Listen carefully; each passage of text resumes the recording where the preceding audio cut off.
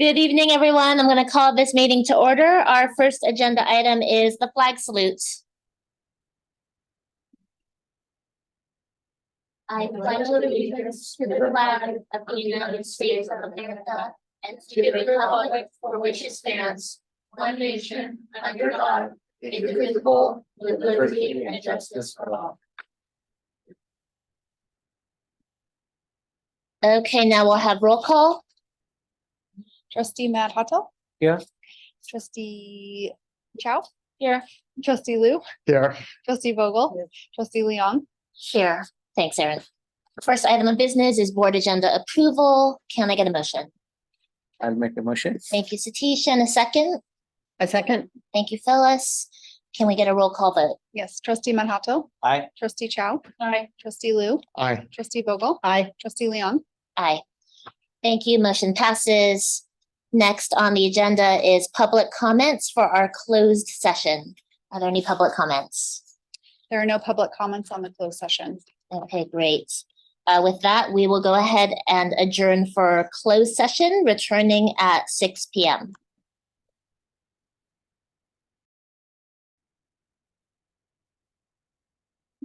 All right. All right, we are back from closed session and I'm calling the meeting back to order. We've got nothing to report and we are glad to see so many visitors with us today, a lot of students and families with us. We are going to start with our opening items and the first one is a school presentation from McAuliffe School. So I am going to turn the time over to Principal Van Gordon.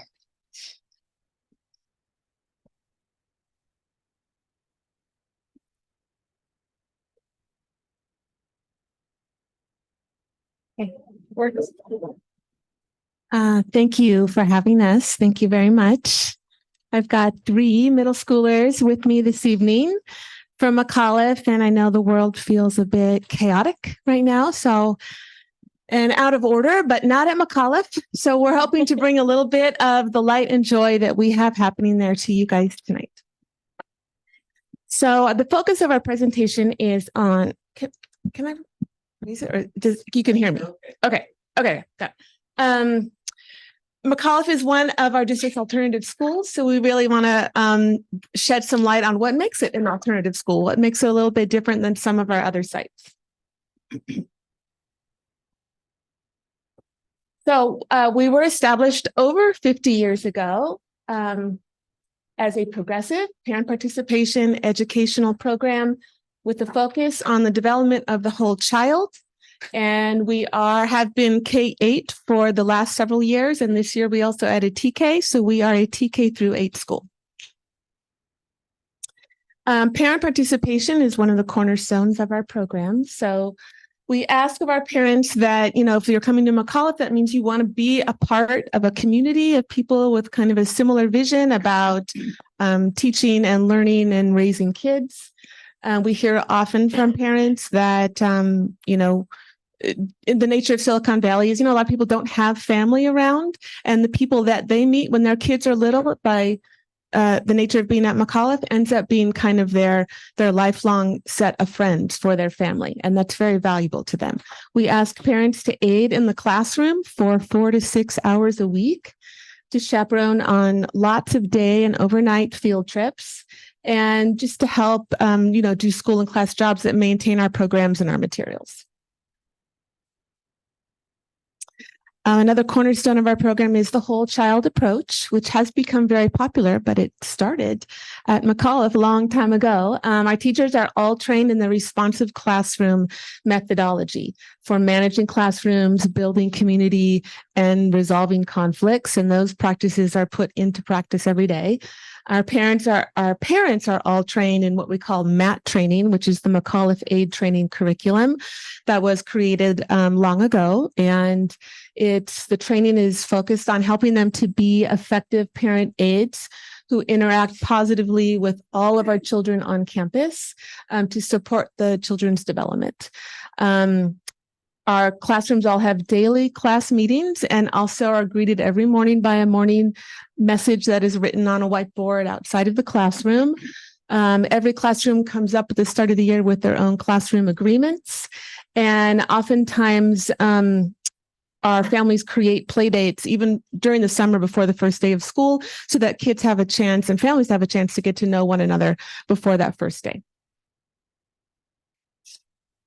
And hands-on learning is also another cornerstone of our program. So we very much think that students learn by doing things and by playing, and that the application of what they learn is as important as the content itself. Using real materials, we think also increases their engagement. And we do a lot of field trips to provide those real-world learning experiences. Now, if we can switch over to the video, Mahmoud. I have like a 2.5-minute video to show you that kind of highlights what some of these practices look like on a daily basis.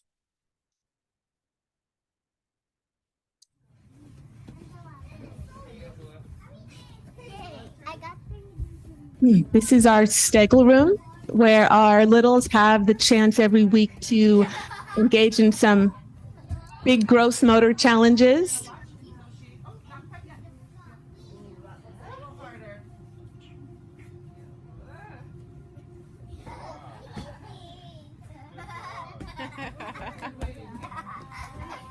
As you can see, they don't like it.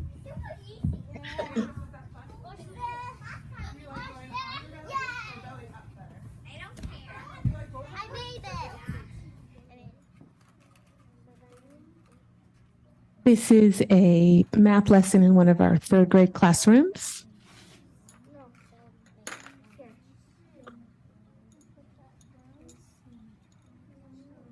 So sometimes what happens in McAuliffe is half the class gets taken out to do some activities like the Stegel that you just viewed by some parent aid, and the other half stays in for a lesson and then they'll switch. So it's a lot of small group instruction. I feel like these are all medium. I found some medium. Again, we're trying to use manipulatives as often as possible, particularly for math. This is the 2nd grade math lesson. And then they're doing some math games with a parent volunteer.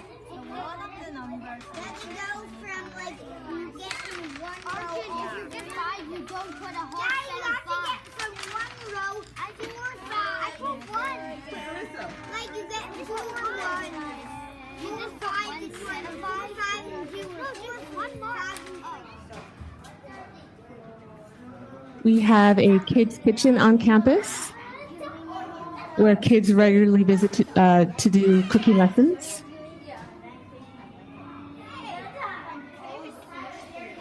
Hold the ball in one hand. Yeah, exactly like that. My kids still don't know how to do this. So.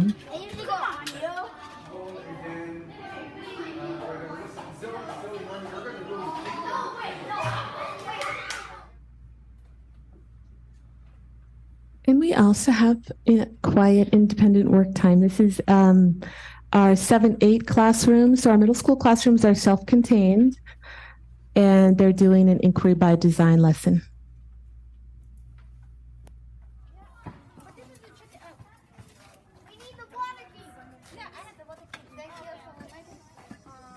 And all classes have access to garden beds and gardening curriculum, so that's something that they typically do during the week as well.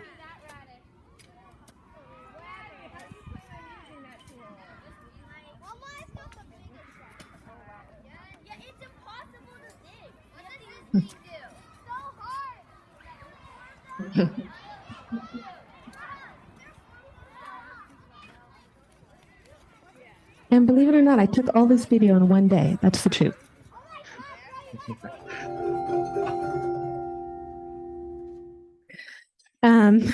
And the second half of our presentation is focused on our field trip. So that's why I have my 4 middle schoolers here. We have Madeline, Selena, Charlie, and Erica to present to you about their most recent trip. All of our middle schoolers went to Pali Outdoor School, which is down in the San Bernardino Mountains.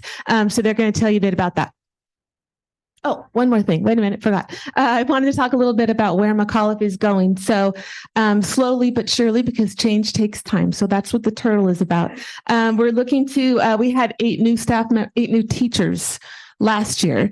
So that's a huge change. That was about half of our teaching staff being new. So we are, they're gaining experience, and we want to stabilize that staff, stabilize our enrollment, which took a dip. Probably started a little bit during COVID, after COVID. I mean, during COVID for sure, and then hasn't quite stabilized yet. We are working on really communicating what we do at McAuliffe out to the wider community in all the different ways that we can, because we don't want to rely just on word of mouth. And we are exploring our parent aiding options and our programs, knowing that maybe times have changed in Silicon Valley over the last 50 years. And so we are looking at ways that we can invite more families and maybe reduce parent aiding hours, but we also don't want to lose those important aspects of our program. So those are things that we're looking at really closely as we move forward. Now I will hand it over to my middle schoolers.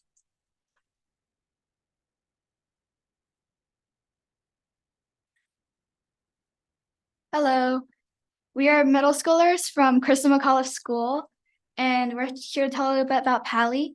I'm Selena. I'm Madeline. I'm Erica. And I'm Charlie. Pally is a science camp for 4th to 12th graders, and it's a fun hands-on experience where students get to receive outdoor education. Pally Institute sits in 274 acres in the San Bernardino forest.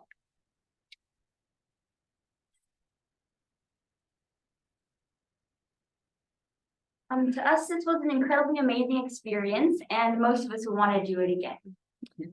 We participated in fun hands-on activities and games like astronomy, team building, freshwater biology at the shore of Pally's very own lake, and much more.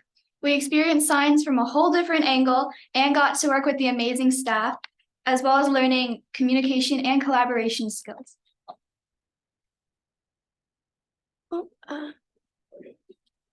This is the Huckleberry Dining Hall, where we got to eat all of our meals and further our communications as like a community. And next slide, please. In these photos, we're participating in different team building exercises, such as you can see over there, a trust maze where someone was blindfolded and had to like navigate through the voice of another person. And we also did a bunch of like community puzzles that like made our team building exercise more fun. In electromagnetic dynamo, we got to learn about the different ways humans create energy, the different energy sources, their impact on the environment, as well as having the experience to build our own windmills. The zip line and the high ropes course are one of the highlights of our trip. It gave a lot of students more confidence and let them step outside their comfort zone. One of the more challenging obstacles was the leap of faith, where you had to climb onto a platform and jump for a bar. It required a lot of confidence and trust in the students holding the safety rope below.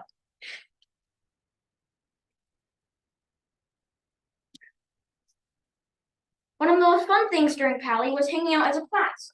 We had teacher time almost every day, in which we got to actively reflect on our day at the Pally with our teacher.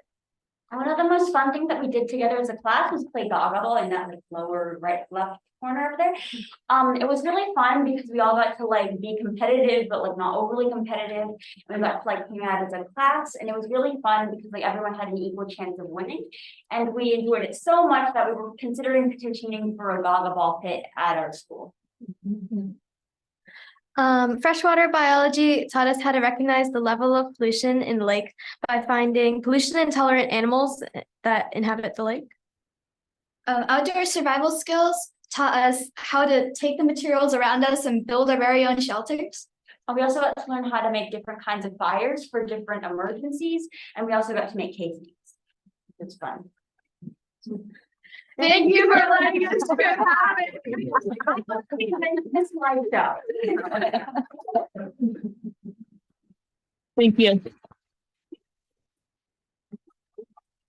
Thank you, Principal Van Gordon, and to our students, Madeline, Selena, Charlie, and Erica. If you guys want to stay up here, we would love to be able to take a photo with all of you. And I just want to say, on behalf of the board, it's so great to hear what's going on at McAuliffe and literally to see a day in the life at McAuliffe in the video.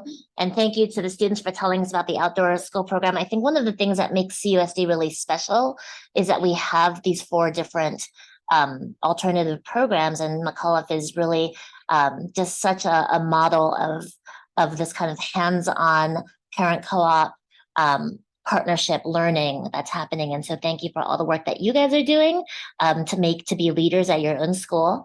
And thank you, of course, to the entire teachers and staff and principal for everything that you've done. So with that, we want to take a photo. So we're gonna have you guys come over. Sure, I'll let this one be the rest of us. All right, we want to thank our McAuliffe students and staff and families for coming out and joining us for that special recognition. For our next item, we have our Classified Employee of the Month, where we recognize one of our outstanding classified employees whose contributions have really made a difference in our work for students. So, Mike, are you presenting? All right, thank you. Just give a little background. This program has gone on for over 31 years that we've celebrated our dedicated staff via the Classified Employee of the Month.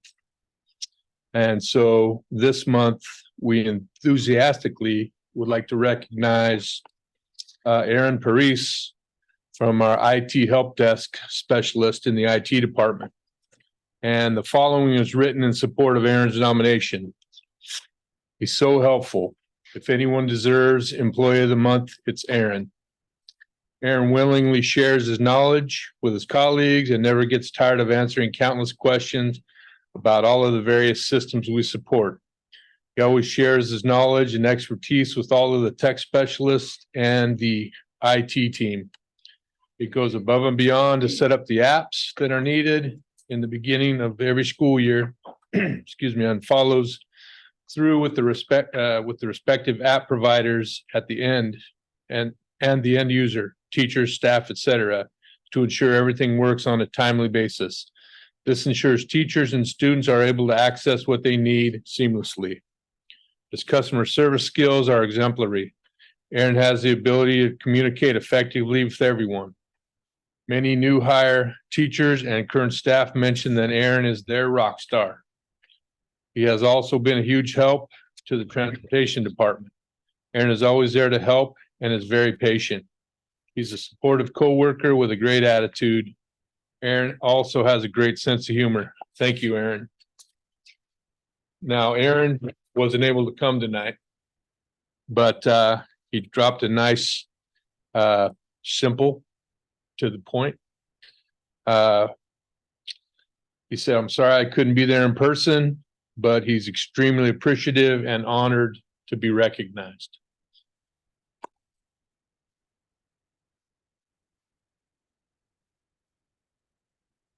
In addition, I did want to recognize, and we'll share with Erin, that Assemblyman Evan Lowe's office did provide a certificate. So we have a representative, Victoria Lowe is here tonight from the office. And just again, our partnership and that support that we have, that education is so important. So we'll make sure that Erin gets his certificate as well.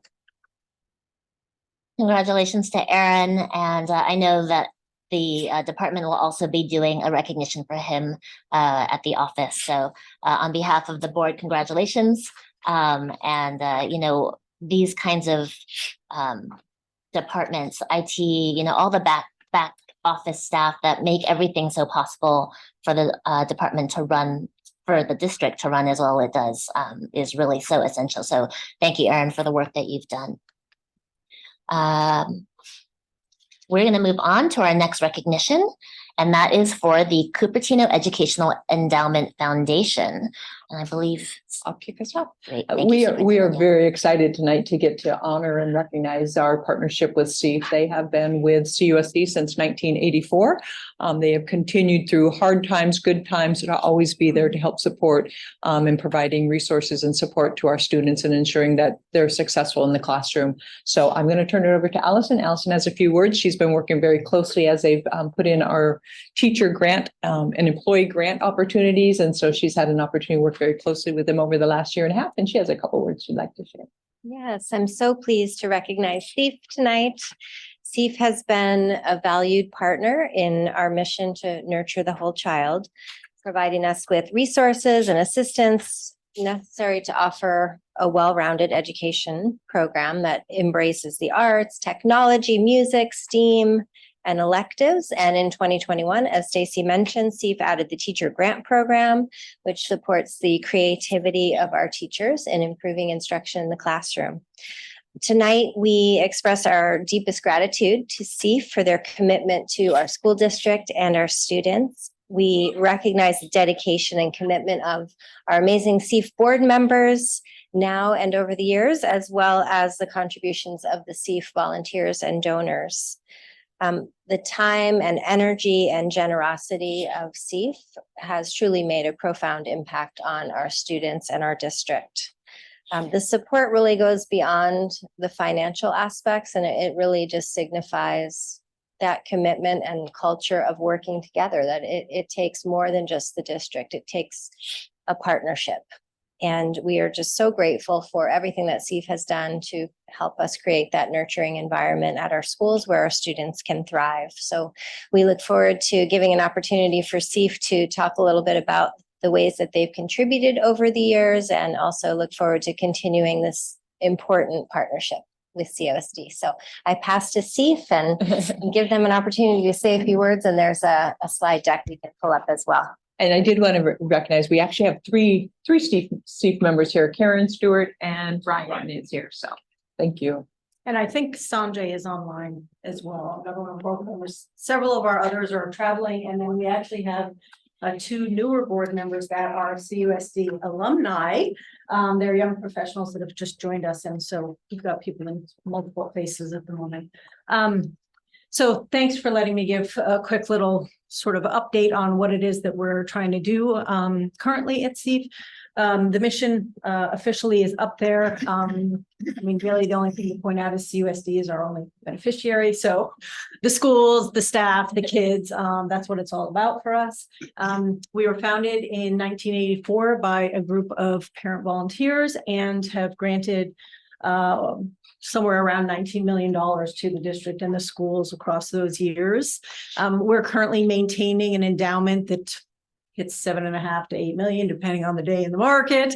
But we are constantly trying to ensure that the payments that we make to the district are making a difference in the classroom. That's really, the primary goal.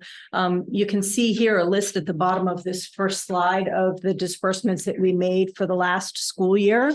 That just gives you an idea of what was the funding that was provided last year to support everything that you're already doing. Obviously, there's been additional things, that we've provided for in the past. The top item, the $89,000, that is an annual school grant that we've been giving for, I don't know, maybe 5-6 years, something along that nature, to the different schools. The $70,000 was for the teacher grant program, which I'll talk about in a moment. We added $50,000 to the music programs in the middle school specifically to try to help purchase new instruments and repair instruments that were sitting on shelves unable to be used. $45,000 went to the middle school specifically to help with the cooking elective classes. That was to buy new appliances and consumables and things of that nature. $15,000 for the Tinker boxes for TK students, which is kind of an exciting little thing. And then there were some individual grants made to Sedgwick and Blue Hills specifically for STEAM activities that they were doing, similar to the teacher grants, but slightly different. So that gives you a feel for last year. What I wanted to highlight was really the things that we're really spending most time on this year. The first is the teacher grant program. This is our third year offering a grant to teachers, and thanks to Allison, who spends an inordinate amount of time reviewing them first to kick them over the fence to us. I would say to date, we're at roughly around 400 grants across the 2.5 years now, totaling somewhere around $200,000. There's a little list there of the items that we see the most in these grant requests. So there's obviously been a lot more than those 5 items, but a lot of times it is those specific things that people are looking for. Books for the classroom, STEM materials, those are just like constantly being requested. So we're thrilled to be able to offer help in that arena for teachers. The second thing is the CEIF platform. This launched in 2021 with a pilot of 4 schools. We currently have 10 schools using the platform, and the schools that are using the platform might be just the school itself, with the budget secretary putting things like field trips and things of that nature on it for parents to pay, or it might be a parent organization asking for their direct donation, spiritware payments, things of that nature, or it might be both. And some of the schools having multiple parent organizations, we could have several different groups collecting on the platform for that school. It's really meant to be one-stop shopping. That's kind of what the goal is. We want parents to have one place to go anytime they need to make a payment to the school or to the parent organization.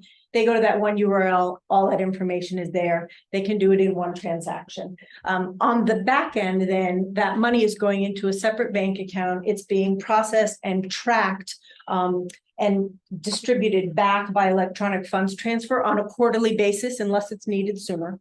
People can let us know if they need a payment sooner. But basically, there's a live dashboard for the administrator, for the school, and or the parent organization, so they can see the live data. And so we're tracking for them online payments, donations and payments, checks that are coming in. Those could be personal checks, it could be donor advised checks, as well as any corporate matching that is coming in through our parents' employers. The intent, as I mentioned, was really one-stop shopping, but it's also to sort of outsource that work to CEIF, so that the budget secretaries at the schools, the volunteers in each one of the parent organizations can actually do the rest of their job, which is so much more important than just processing payments, which is sort of what it is that we're offering here. So the idea is that the front office is freed up to do additional work supporting the staff and students at the school, and the leaders of the parent organizations can now focus their time on parent education about why we fundraise at all in CUSD, but also then the hard work of doing the actual fundraising events. I think it will over time help with attrition into officer roles in those parent organizations as well. So that platform is something that we've been spending a good amount of time on in these recent years. These are the 2 biggest things that we're working on most recently. The last thing I wanted to say, a lot of people say to me, what can we do to help CEIF? So I would say to the parents and the community members that are out there, the things that you can do to help CEIF. You could donate to the teacher grant program to allow us to keep that going and to give more funds directly into the classroom to help. You could consider donating to our endowment, which allows us to do this type of work in perpetuity. And you could consider coming on the board and helping us with the work that we do. To the Board of Education and Executive Cabinet, I would say, help us let the world know who CEIF is and what it is that we are doing. And then please bring us ideas. If there's things that we could be doing as an organization to support CUSD and the schools that we're not doing, let us know, because we are not educators. We're not in the district and the school, so we don't know, but we are a resource to you. So please keep the ideas flowing. And I don't know if you have any questions or. I just, before, I just want to, say thank you, because one of the things that I think has worked so well is that you as an organization have always been flexible. You've always been open. When I've come to ideas, you've always been receptive, always known as a source. And so, I think they've just been that behind the scenes, and we really do want to highlight and know how much it is appreciated, because there are some things that we wouldn't be able to do without your support. So I look forward to continue working together. Our pleasure. Thank you. Thank you, Karen. We're going to actually have you stay up there, and I'd like to invite the other board members, Stuart and Brian, and thank you to Sanjay for tuning in as well. We want to be able to recognize you together. Really, as Superintendent Yao said, you guys have done, CEIF has done so much for the district from, $19 million. That's amazing. So thank you so much for the work that you do and the money that you raise for our students. We have a couple different special recognitions, one from us as a board and also one from Assemblymember Evan Lowe's office. And so want to also give Victoria a chance to come up and present you with the recognition. I'll say a couple words. So hi, I'm here on behalf of Assemblymember Evan Lowe. My name is Victoria Lowe. I'm not related. I get this all the time. Yes, I do. But yesterday I had the pleasure of reconnecting with Trustee Vogel. She was Miss Vogel, my principal at Murdoch Portel. I will have to say that Murdoch Portel has been very instrumental in terms of shaping me as a person. I loved my time there, and I would say that the programs there, the resources there, were so instrumental in inspiring me and sparking that love, curiosity to learn, and also building that foundation that helped me at Miller and Lynbrook and beyond. And currently, I'm serving in the capacity with Assemblymember Evan Lowe as a district representative. But I'm so happy to be here to thank CEIF for all the work that you've been doing. I've been a beneficiary of that. So I've during my time at Murdoch, CEIF was always there supporting, and thank you for continuing to support students, the parents, the schools, and everyone at CSD. And I'm looking forward to seeing all the great things that you will continue to do. Thank you. Thank you, CUSD staff as well. And I know we have some of my colleagues also want to say a few words, and then we will do a photo all together. Well, I was here in 1984 when you guys started. It wasn't you particular people, but and I just want to thank you so much for over all these years. You've been so supportive of Cupertino and all of our programs. And like Stacy said, anytime we call, you answer. It's just awesome. I'm very excited about the CUSD platform. I will have to say I'm a little disappointed that we only have 10 schools participating. So any principals that are out there watching, I think you should really look into this, because I think it's a really good opportunity for you to give your budget secretary a little relief. And I just have one caveat, and I mentioned this to Brian and Karen when we met recently. It concerns me that our community is not as aware as they should be of all the things that this organization does for us. And I don't know what we can do as a board or what we can do as a staff to make sure that the community understands what an important organization this is and the ways that they can help support it. So that's my one concern about CEIF. Other than that, I think you're awesome. Thank you. Any other? Go ahead. Okay, I just want to also express my appreciation for the partnership in supporting the students. As a parent of two girls who've gone through the CUSD schools, I certainly appreciate the impact you all have had on the students. Also just want to, I think really understand the significance of these kind of grants being, for allowing teachers to be able to do the things they want to do. That makes a huge difference. And then just having been involved in PTAs and collecting money and issuing receipts and all that, I really appreciate making this platform available to the school and the parent association. This is a huge game changer. So again, thanks, and really looking forward to ways we can strengthen the relationship. To Phyllis's point, it occurs to me we have communication with the parents, and maybe we could add more mentions of CEIF and just more highlights as we do this. That would be, I think, one way we might be able to help. But again, thank you so much all for being here and for the work you do. Same here, same from me. And I have had enough, I think, really fortunate as a parent leader, as a PTA president, I was able to work with CEIF a lot and actually to participate and work together. And some occasions really, the help what you all extended to us was really great. And as a school, when I was in the elementary school and the middle school PTA, it was, as a parent, we were really appreciating that actually. And thank you very much. And, and we will continue to have our great relationship. Appreciate it.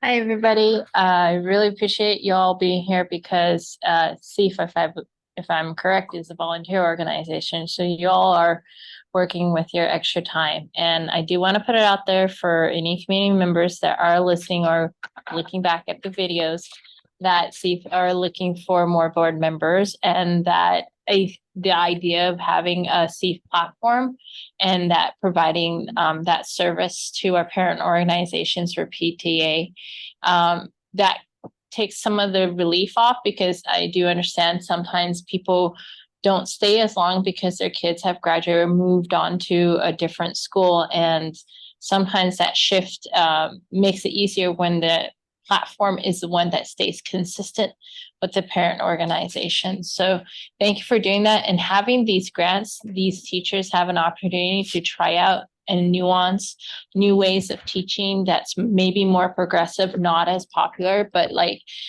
that gives that opportunity and creativity for our teachers. So as a teacher, having that that outlet and opportunity, it's great. Thank you so much for being here and providing the endowment and your time. So in conclusion, thank you to Steve. And also just thank you personally for each of your own times. I know many of you, several of you have been on the CEF board for many, many years. And it is really a labor of love. And so thank you for the sacrifices that you make in terms of your time and your talent to give that back to the district. So with that, we also have a certificate of recognition for you, and we would love to take a group photo. So I'll have Ms. Lindsay direct us.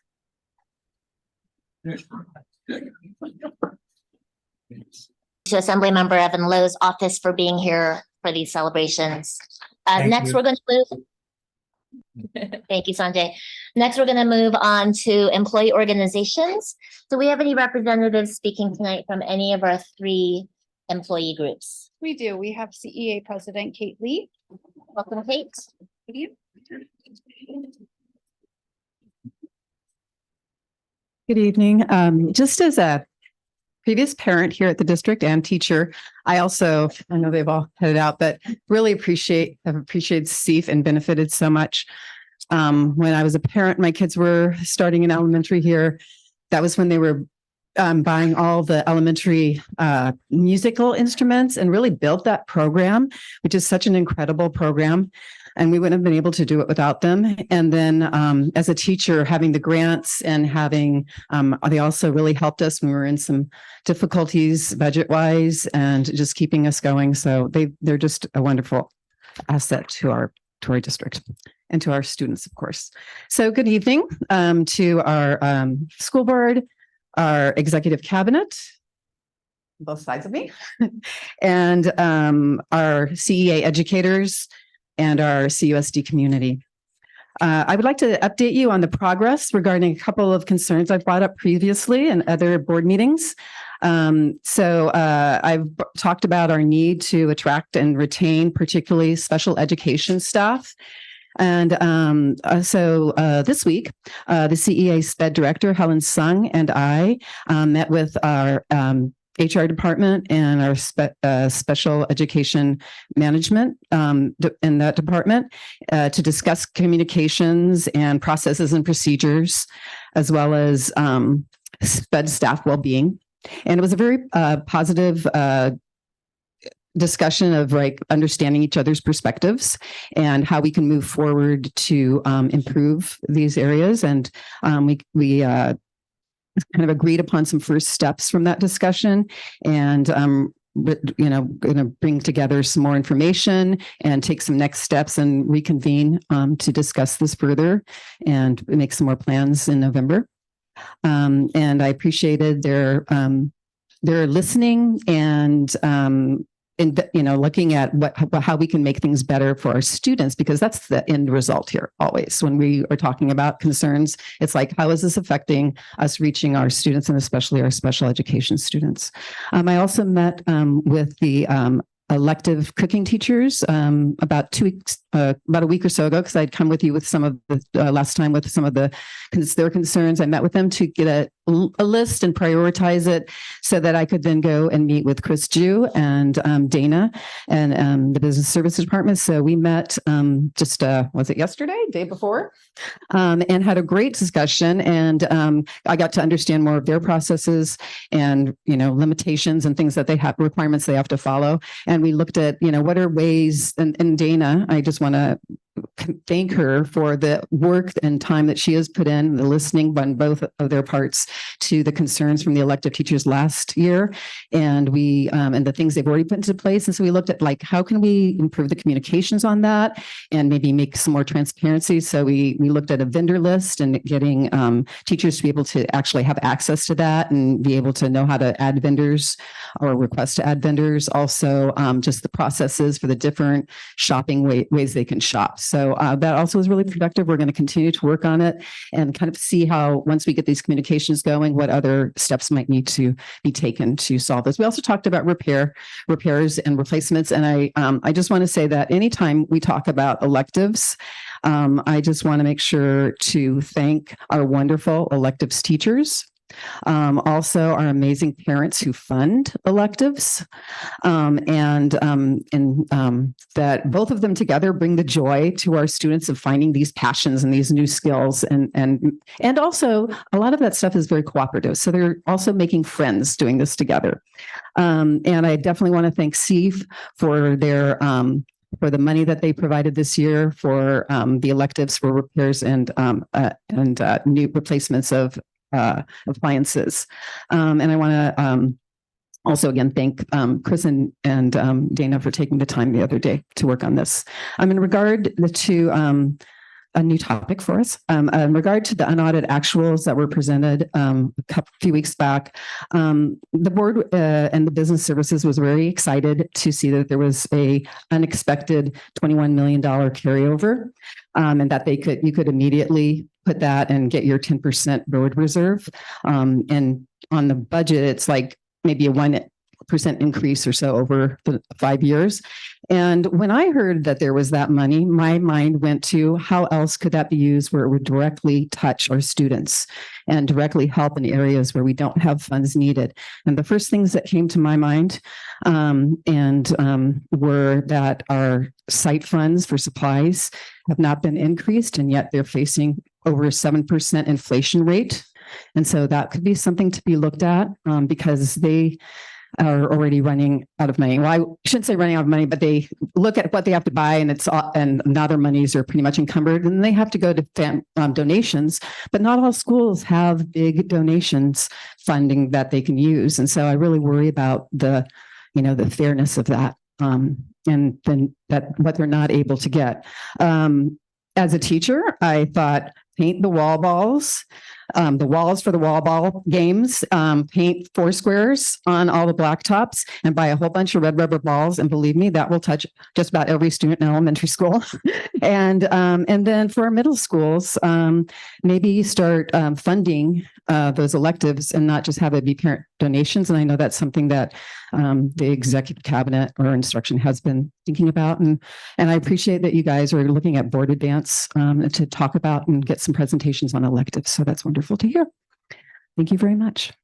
I do hope you consider maybe allocating out that the reserve and not putting it all into the 10% this year and look at what areas might need funding. Thank you. Thank you, Kate. Okay, we are going to move on now to agenda item 7.1, which is public comment. This is the time for public comments for items that are not on the agenda. And we do limit each comment to no more than 3 minutes per person, depending on how many comments we have, for a total of 20 minutes during this segment of the agenda. If not all comments are able to be heard on non-agenda items, then we will continue after all of our scheduled agenda items are finished and concluded.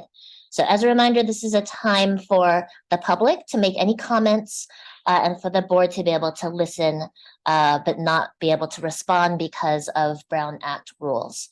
So Erin, do we have any public comments tonight? We do. We have 8. We have 8. Okay. So board, are we with the limit of 20 minutes? Should we go with 2 minutes? 2 minutes. Are we good with that, or? I mean, I'd be okay with 3. I mean, but it'll be only 4 minutes 4 minutes over, it's, I'll and be sometimes okay with people 3. aren't here and, so. Is there a majority on this, a consensus on this? So typically the issue is like the protocol is always 20 minutes and that's the thing. So you want to change that? I don't think we should change the protocol. I think we should go with 2 minutes and stick with the 20-minute. Yeah, we would like to hear everybody, that is for sure. Yeah. So as much as possible, otherwise they'll have to wait till the end, that's a problem. If you put 3 minutes. But we can get them all in, and if we give them 2 minutes, we can get them all in 20. If we do 2.5, that's exactly 20. And then you've got the transition. I think we should go, my opinion too. I'm 1 member out of 5. I'm okay for 2 or 2.5 minutes, but I would like to hear everybody, but I think let's stick to the protocol only for a day. Otherwise, we'll have to keep changing the protocol. Okay. All right. My vote's 2.5. Okay. 2.5. I am good with 2.5 as well for each speaker, which would bring us to 20 minutes per speaker. All right. Okay, our first speaker is Sage Blackwell. If you are present or joining us virtually.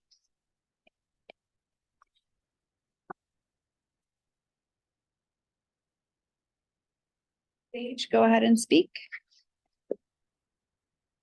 Hi, everyone. Can you hear me? Yes, we can. Okay, yes. I do want to apologize. Sage is like me, a mother of 4-year-olds. So she is very apologetic, but unfortunately she is not able to attend.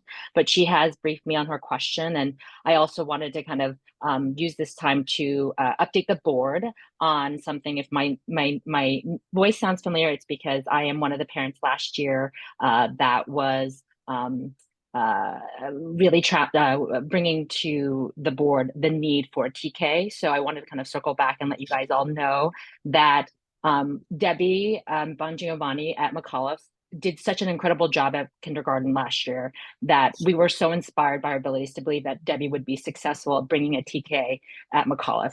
This year, Debbie continues to show us all that she is the best and most qualified teacher within the district to bring the true McAuliffe learning experience for our children. So I wanted to kind of share that update with you both, with you all, and say express our gratitude in your faith. As a parent that has, as you may have heard from Adrian, we are a parent participation school, but as a parent who has aided repeatedly and consistently since the beginning of this school year, it's clear that each of our children at a TK level age need the added support of another stable, dedicated adult in the classroom. We're grateful for the district in providing a fully dedicated IA, but as our school model allows, I've noticed the need. And so my question is that we've received as a parent at McAuliffe mixed messages about staffing. Our school has a parent-funded IA for each class. Should that also apply to our TK class? Currently, just for background, our TKIA is funded by the district, as you may or may not be aware, but given our school model requires small group instruction facilitated by an IA and parent aiding, is it possible for McAuliffe to hire parent-funded IA for TK to keep that class consistent with the smaller ratio seen across the campus? I want to reiterate that Debbie Bongiovanni is amazing, but this question is specifically about equity across our campus. I don't know if there's time for questions, but I wanted to kind of make sure if someone could direct us parents as to what are the best channels to continue this conversation. That is something I know many of us are asking. Great, thank you. Thank you. And as a reminder, we won't be able to answer questions during this time of public comment. It's really a time for us to just listen and receive input and feedback from the community, but staff do respond and get back to speakers later on. The next speaker is Jaya Raj Sugamar. If you are present, please come to the podium, or if you are joining us virtually, please raise your hand.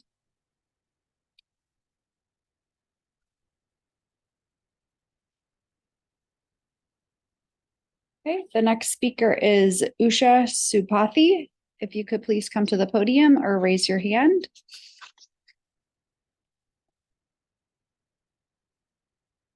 The next speaker is Ru Wei Wang. If you could please come to the podium or raise your hand.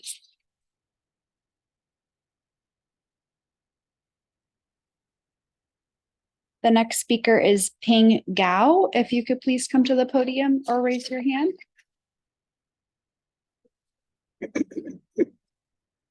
Oh, hello, CUSD board, and hello, Superintendent.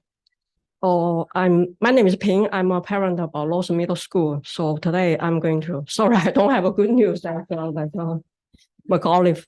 So actually I have emailed the principal of Lawson Middle School and also a CUSD board member and also superintendent regarding recently happened a very concerning matter. So it basically happened on October 4th. I'm not in that class, so, but according to like a lot of discussion from parents and also the kids from that class. So basically during that class, when there's a school announcement, the kids heard about very disturbing sound from the Mr. Yasti's computer.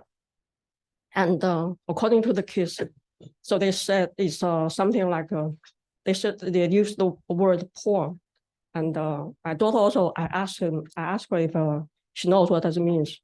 So that's, she has friends in that class. So it's a very unique sound that you can tell it's from something, if I put it this way, so child inappropriately. So I asked the principal about this matter and also I emailed you guys. So I got the response and then I still have some remaining questions and concerns I would like to raise during this meeting.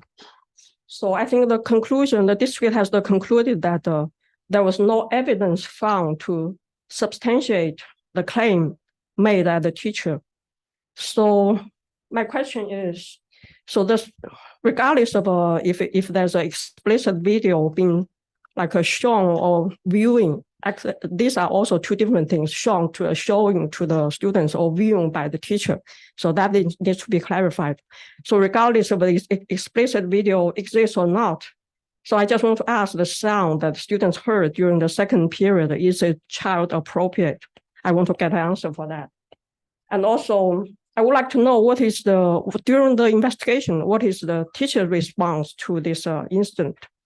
What exactly happened when the students hear the disturbing sound? Where does it come from? I would like to know the source of the sound.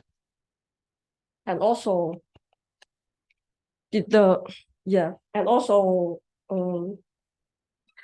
does this investigation conclude that there's no explicit video being played when the disturbing sound was heard by students? Oh, sorry, can I go a little longer? No, sir. Thank you so much, Ping, for coming and the questions that you asked. Well, we can't address them here. The staff will be able to follow up with you after the okay, meeting. sure. Okay, Yeah. thank you. The next speaker is Yoon Hae Kim. Please come to the podium or raise your hand.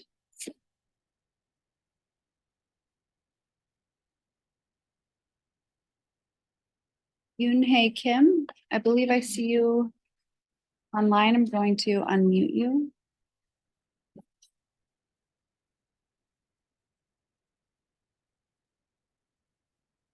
Oops. I don't believe I see you anymore. Eric Wang, if you could please come to the podium or raise your hand. Hi, everybody. So my name is Eric and also Lawson Middle School students' parents. And the same concern that I have as Ping. So basically, recent disturbing news really bothers all the parents. And first, I'd like to know whether the school district and all the board members agree that playing the age inappropriate media to the student, it's a severe issue or not. If it is, I'd like to understand for the investigation, because parents already reported to the school and the school district, right?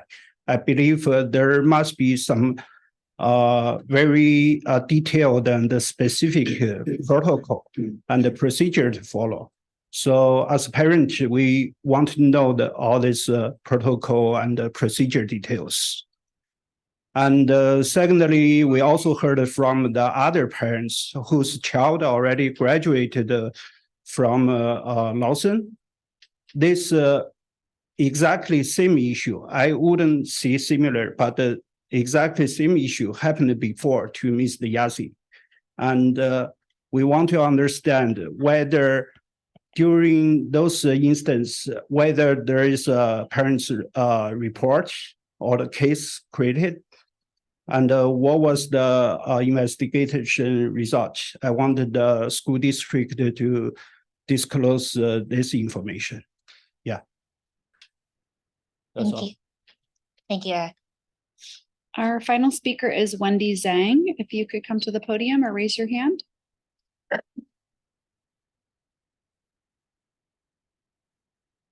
I do not see Wendy. Thank you. Thank you to our speakers. Sorry. No, this is not. Go ahead. Thank you to our speakers. And if you, for some reason, weren't able to be in the meeting at this time, everyone is always welcome to email the board directly at board@cusdk8.org. We do read all emails and respond, as well as forward to the appropriate staff to respond to you. Okay, with that, we are going to move on to the superintendent's report, and I will turn the time over to Superintendent Yao. Thank you. Good evening. I did want to share that safety is one of our high priorities for our district and with our students. This month, the week of October 19th, we will be doing our emergency preparedness drills. And so that will be occurring at all of our school sites as well as our district office. And it's always good for us to be able to renew and relook at and ensure that we all know the proper processes, whatever the emergency may be. Over the last couple of years, we have had to utilize some of those drills and skills. And so I think it's always important to review and to continue to stay on top of that. With that, we continue to work closely with our local law enforcement and other agencies. Our city officials are working closely with the schools. We are still in the process of setting up a couple of those meetings so that we can all bring together and relook at. They are also very involved in our safety plans as well. So I just wanted to share that's coming up this month because it is so important, and we'll continue to review those as well. The other is that this is our conference days this week. So that's always excitement and kind of that kickoff for the fall, and feels like, yeah, school is really underway. So I know it's a great opportunity for parents to find out more what's going on with the schools. The last one, I just wanted to point out something that's on the agenda a little bit later that you guys are taking action on. And I wanted to ensure, because it may appear a little bit different to our community, I want to make sure that they are aware. And so our item 9.12 is the approval of contract for KFI engineers and LifeWings peak performance. When you look at that in the agenda, there is a large dollar amount. It actually says it's a cost of 1.5, but I did want to clarify that these are two resolutions that were brought to the board back in July through CalSafe. They will come in and do assessments on air quality. The amount is not coming out of the district funds. This is a grant that we're applying for. And so these contracts would be contingent on receiving the grant money that then would implement. So I just wanted to make sure, because it is a large amount and not something typical that we would bring onto a consent item, but because we'd already brought to the board in July and discussed, this is really that next step in the process for us. So I did want to, I know the board understands, but I wanted to be clear for our community as well that may be listening in. So that's it for me tonight. Thank you. Great. Thank you. Okay, so we are going to move on to that consent calendar. These are items concerning routine school operations or items that we've already reviewed and discussed. So can I get a motion? I move to approve items 9.1 through 9.15. Thank you, Jerry. And a second? Second. Thank you, Phyllis. Do we have any public comments for the consent items? No. Okay, can we do a roll call vote? Yes, trustee Van Houten. Aye. Trustee Chow. Aye. Trustee Lu. Aye. Trustee Vogel. Aye. Trustee Leon. Aye. Thank you. Motion passes. Now we're going to move on to our information presentations. First item is 10.1, the district sunshine proposal for negotiations of the CUSD CSEA contract agreement. And I believe, Mike, you're up. Thank you. Yeah, we just wanted to bring this forward as an information item, that these are the district's sunshine interests. As always, we bring them forward, have you take a look at them, and then we'll bring them back next time with CSEAs and to have you vote on them. So it's just our procedure. Thank you. Do we have any clarifying questions on this? Okay, any public comments? No, we do not. Okay. And you said this will come back as an action item later? Yes. Great. Thank you, Mike. Thank you. We're going to move on to item 10.2. This is the quarterly report on the Williams Uniform of Complaints. Allison? Yes, this is just our standard report. No complaints were filed during this period. Thank you.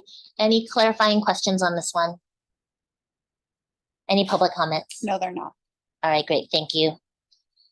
All right, we're going to move on to discussion items 11.1. This is our enrollment task force update. So thank you. Tonight, we are bringing back the latest update from our enrollment task force. This was our committee that we formed last year. They had 4 meetings during the school year last year, and we had our first meeting in September. If you remember last spring, we had brought forward 4 different recommendations, and at that time it was a discussion item. Board had some feedback for us, and so we took the information back, took it back to the committee. So we're bringing back tonight those 4 recommendations with some additional information. The second part of the presentation is really just an information. Last spring, we had administered a survey out to our parents, asking them about what programs they would like to see at the schools. So we have that information and we will be sharing it with our committee. We shared it with our committee and we'll be using that as kind of a baseline to perhaps do some of our forward work that we'll meet with the committee continuing on. But it is my absolute pleasure because I am going to introduce a familiar face. Even though she went into retirement, she was very gracious in coming back and continue to co-facilitate the task force with me. Perhaps I'll take that co-facilitate off and just she will facilitate as we move forward, but we'll work on that. So I wanted to introduce Leslie Maines, who's going to lead us through the presentation. Try to use the clicker. Right. Okay. Well, hi. It's super weird to be standing here doing it from this aspect, but it's great. It's super wonderful to be back. It was great to attend the first meeting in September. We had a little bit of a smaller group, but they dug in, and that group of very diverse individuals have really started to develop a synergy together. So Stacy, myself, and then Kristen Ferruta, the manager and student assignment, went through the meeting together with this group and are really pleased with, their thoughtful reflection about the work that we're going to share with you, the recommendations today, and some thoughts that they had, which actually shifted our thinking, and then their input on surveys, which I think you'll appreciate the responses and what they're wondering about as we move forward. So we have a total of 5 meetings this year. The first one was September 19th. And the purpose, we share this at every meeting just to ground the group so that they remember when they all came together at our first meeting. I think they all had a little bit of a different perspective, even though they saw this purpose, on what they felt we would be achieving. And so we are really looking at these opportunities for parent choice, flexible boundaries, and balancing enrollment as we work together. Mid-year last year, after we presented a lot of information for them about the history of enrollment, et cetera, and answered some of the questions that they had about myths that they had heard or wondered about, they identified 2 focus areas. One was balancing the enrollment at elementary schools and then looking at flexible boundaries. The third area would be looking at middle school balancing enrollment, which we will probably embark on sometime this year. So when we spoke to you in the spring, we presented 4 recommendations. I won't read this slide to you because I'll go into each one in more depth on the subsequent slides. We are recommending that we would go forward with these recommendations and they would be in effect the 24-25 school year, which will allow time for planning and transition. One of the things that you'll notice throughout this with any of these changes, it requires quite a bit of communication so that parents are aware of what is shifting, why it is shifting, and then what is their role in the shifts that are taking place. So the first recommendation, we were looking at Stocklemire, and this was one that came up in 3 different scenarios. When we presented it, 3 of the groups really felt that we needed to work to decrease enrollment by choice at Stocklemire, not to force families to move, but to allow them to have opportunities, because it does, even though the enrollment goes down a little bit each year, it might actually be a little bit higher this year because we added a TK classroom. But would be to look at Stocklemire open enrollment, where they would have a priority in open enrollment. They would have a priority to non-impacted attendance area schools. Doesn't mean that they get to go anywhere. They don't get to go to the next largest school. So we would have to, as a district, determine what are non-impacted schools, those would be the schools that they would be able to open enroll to and then have priority status. So in order to do that, we've already started working on policy and regulation revisions. Those would come to you, provided that the board is in support of this recommendation today. The board, the executive cabinet will bring to you those policy revisions at your board advance, I believe. We would obviously have to establish the dates for the priority open enrollment window and the process. So whether or not are we doing something specifically for Stockholmeyer, or we're advertising open enrollment dates for everybody, just making sure the priority is clearly outlined. We would have to look at non-impacted attendance area schools and determine what those schools are. One of the things that you want to remember is that when you are allowing for open enrollment in a district other than our alternative schools, the education code says, to the best of your ability, you need to make sure that you have room at your neighborhood schools for neighborhood kids. And so we don't always fill every seat through open enrollment. The goal is to have at least 2 classes at every grade level. Based on that, some of our smaller schools may have 1.5 classes at a grade level, which obviously allows room for open enrollment. And so the district would need to look at their push-through numbers, look at their staffing, make some projections about how many spaces should be left open for new families that may move into the area, and then determine, okay, based on that, this school has X number of spaces sort of equally distributed or across all grade levels. It makes it challenging if you have a school that has lots of openings in one grade, but none in any other grade, because then we're not able to achieve the goal of families staying together. So through open enrollment, siblings get priorities. And it becomes a challenge when a family gets one child in and there is no possible way the other children would be able to join in that school year. So there's a lot of things that the district will need to do in identifying and communicating those non-impacted schools. So that would be recommendation 1. Recommendation 2 would be to allow for open enrollment priority from larger schools to smaller schools. And so this would be, so if Stockholmeyer has that priority 1 as the largest school, it would be looking at our other schools that are a little bit larger or quite a bit larger, and then determining what are those smaller schools that could actually take additional students in. When we're thinking about defining a larger school, it would be greater than 486 students. And how we came to that number was we're hoping again that there are 2 classrooms at every grade level. So a school that is 486 would have 2 full TK classrooms at 24 each. And then their other classrooms, K through 5, would have 3 classrooms at each grade level. And that is using the newly negotiated class sizes for the 25-26 school year in the upper grade and the 26-27 school year in the primary grades. So we'd have to determine, okay, once again, what are our impacted schools? What are the schools that are significantly larger than that? We'd have to determine what are those schools that are smaller, sort of like we did with the Stockholmeyer solution. We modify policies and regulations. Those would come to you at the next board advance. We'd have our open enrollment window. And then again, really, really clear communication. Families would need to understand how and why priority is given. And they'd also need to understand if they were a family attending a school where they did actually, through open enrollment, have a priority.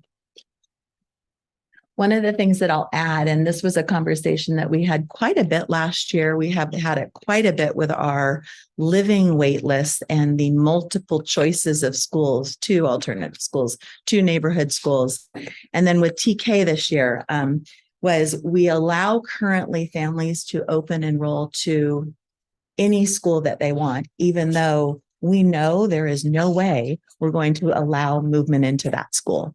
And so the one biggest change that you'll see in this is that we would be designating the schools. We would know based on our enrollment and our staffing, which schools have an opportunity for growth.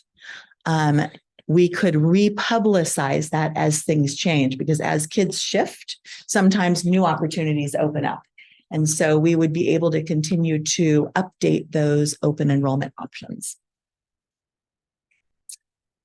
Recommendation 3 would be to shift from a living wait list for school selection to replace it with what we have had years ago, where they would have an annual open enrollment wait list. And so with this one, we'd have to change the language in our policy. It's pretty simple language change. It goes from your living wait list to an annual wait list.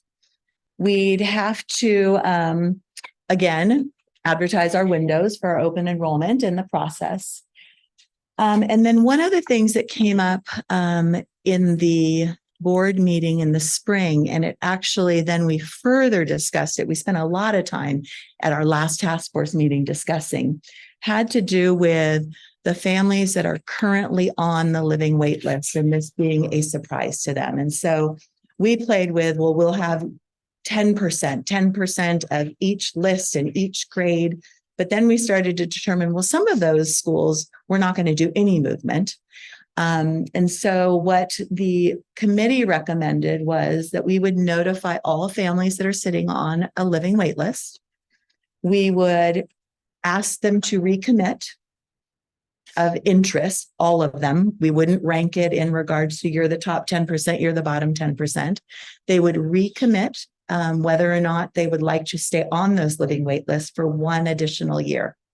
They would, if they were on 4 lists, need to shrink their choices down to one alternative and one neighborhood, which is what every other family would be expected to do in sort of this new round. That would honor their placement on the lists that they wanted to remain on for 1 year for the 24-25 school year. And then the following school year, you basically have a clean slate. And then number 4 would be shifting that open enrollment from one attendance area school and one neighborhood school, or alternatives. I'm sorry, one attendance area school and one alternative school. This is practice, and it is not written in a policy or a regulation. And so we would want to make sure that we updated the regulation and put that language in there and then communicated it with families. Did I miss anything?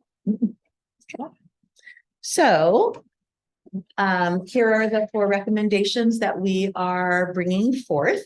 The one that is shifted slightly is the one regarding the living wait list to the annual wait list, but maintaining a space on that list for an additional year after a family has recommitted. I do want to explain sort of how we've done this in the past with any kind of recommit, where we've sent something out to parents, and sometimes it does get lost. The student assignment office does an amazing job. So when we're offering spaces at schools and we say you have 72 hours to respond, they get 3 reminders. And if they don't respond, they call. So it isn't, I mean, it's not sort of, we draw this line in the sand. The staff does take the time to call. So an example here would be, families are on that list and they'd send multiple reminders. And at the end of the day, if a family did not recommit and the family was still registered and enrolled in the Cupertino School District, then they would make a courtesy call and sort of solicit a response of some sort. So again, these would go into effect the 24-25 school year. And then I think we were going to pause here and see if you had questions or thoughts, and I'll let Stacey sort of. Yeah, thank you. So, incredible work by the committee. It's a small group, but they really did dive in, and they had different perspectives that shared and, helped us kind of wrap our minds around it as well. And one of the things that came up with it is this notion as our current practice we put out this open enrollment and parents apply to these schools, and yet we know there's no space in that school. And so it's almost given that false hope. And so we really wanted to shift away from that. We need to identify which schools do have available space so parents can choose. And as Leslie said, after our initial open enrollment, as people shift, there could be a different school that's then available for open enrollment in June based on it. So there will be many opportunities for parents, but I think it's a more authentic offer to parents. And so they're not misled.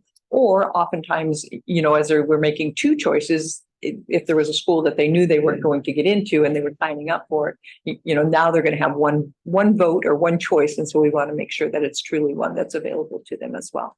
So we, based on the input that you guys had shared in the fall, we went back and shared that. I know one of the questions had been that 486.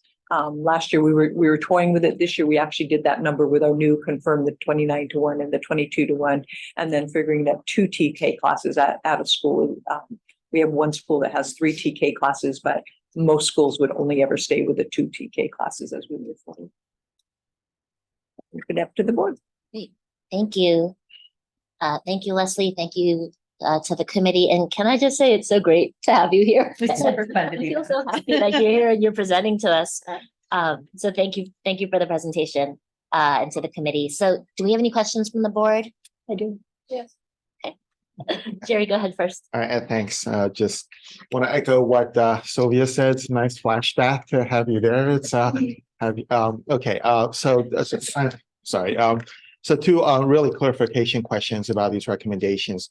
On the first one of the Stockholmeyer, is there sort of is the intent to have some sort of a lower bound of how are we just going to allow any Stockholmeyer students who find spaces to open enroll, or are we going to say, okay, only the first 100 or whatever? Are we going to bound it? What's the intent right now? Will we bound the number of students that are outflowing, or will we likely leave it to as many as we have room for?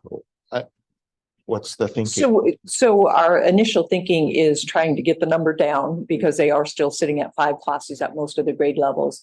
I think what we would do is continue to monitor, and if it got down to where it's at 3 grade class levels, then we would start having to. We would actually bring it back and re-examine it. Is this the most impacted school at this time? We looked at the history of how many students actually, or how many families, and it's not a significant number. It's enough that it could help bring that number down, but not enough that it's going to delete Stockholmeyer out, because that was a concern shared by staff, is if we start shifting all these teachers out of Stockholmeyer, but it wouldn't be. I think it will be a slow. Okay, that makes sense. And the policy changes don't name Stockholmeyer. So what they do is they name larger schools. We changed the wording from impacted to larger.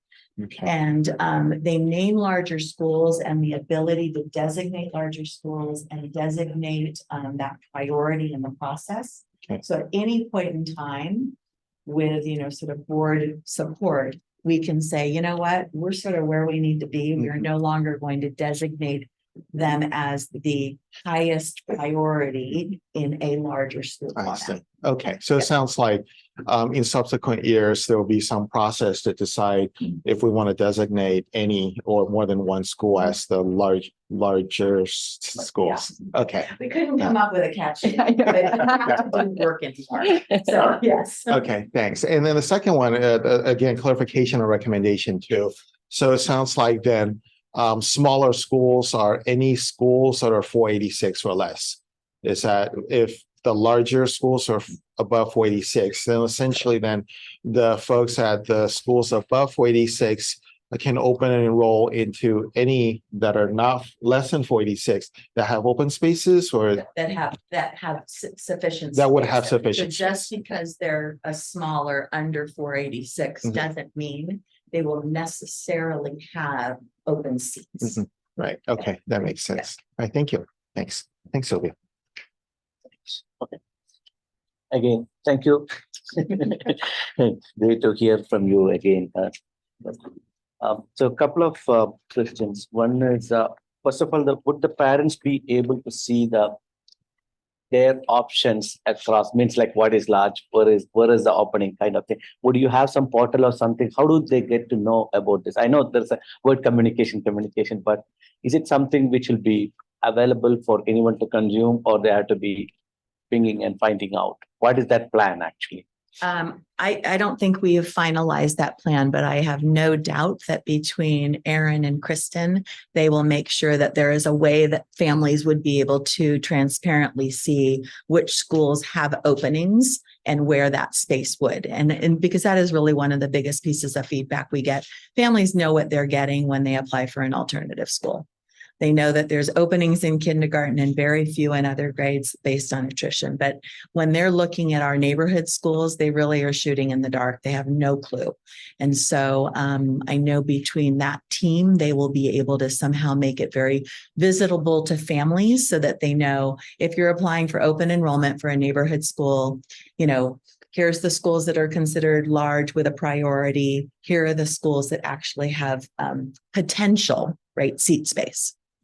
And it's really all part of the process because it's also going to help our HR department when they're doing the staffing, because that's probably one of the first pieces. When we look at our number of our attendance or neighborhood students, we base our staffing on that. And then that allows us to see how many seats we'd have available. So it'll be something that every year staff are going to have to look at and identify those schools as early on as possible.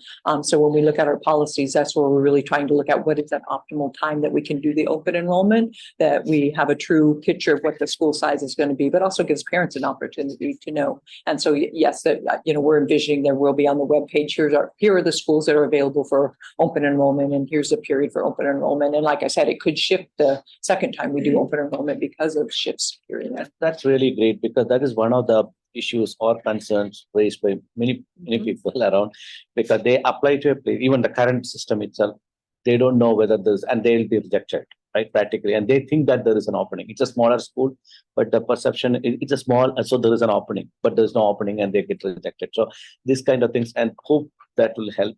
The second question, definitely I'm looking for that. I think that is going to clear a lot of chaos actually. In this shift, right, on the wait list, this new shift, right, from neighborhood and this. So any specific reason on this alternative schools every year registration? Because what happens is people assume that, oh, I'm in the list. I know alternative schools have high demand and always, because every year then could be a newest person could get in and the oldest person could be in the back also, right? So because they must be waiting because they get the sibling priority and stuff like that. They, even in the fourth grade, they would be able to go in. So this is going to be, I don't know how well it will be received, especially about the alternative school. I know neighborhood school, the opportunity or this every year, these things probably would be okay, and that's the right thing. But alternative school, any specific reason you have, or should you be considering again, reconsidering again? But I think initially when we look at our list right now, they aren't authentic data for us because families are on could be on 4 different lists. So we don't know. And I think what student assignment has found, there are some families that sit on this wait list and they're on for 3 or 4 years, but by the time they're actually offered the position, they may not be interested any longer because they've nestled into their home school at that time. The other piece is we look at new families coming into the district where we want this to be a welcoming school environment. A new family, if we can maintain this current process, would never have a chance to get into any of our alternative schools. So we really wanted it to be more equitable and inclusive, and that did come up at the committee meeting as well. And then the only thing that I would add is that the amount of openings that happen in grades above kindergarten at an alternative school are slim. I mean, there's years where we have these surprises and we're like, wait, why do we have so many openings in second grade at Faria? There was one year and I'm like, that just was odd. We had so many first graders that moved out of the area, but that doesn't typically happen. And really it was a focus on a lens of equity.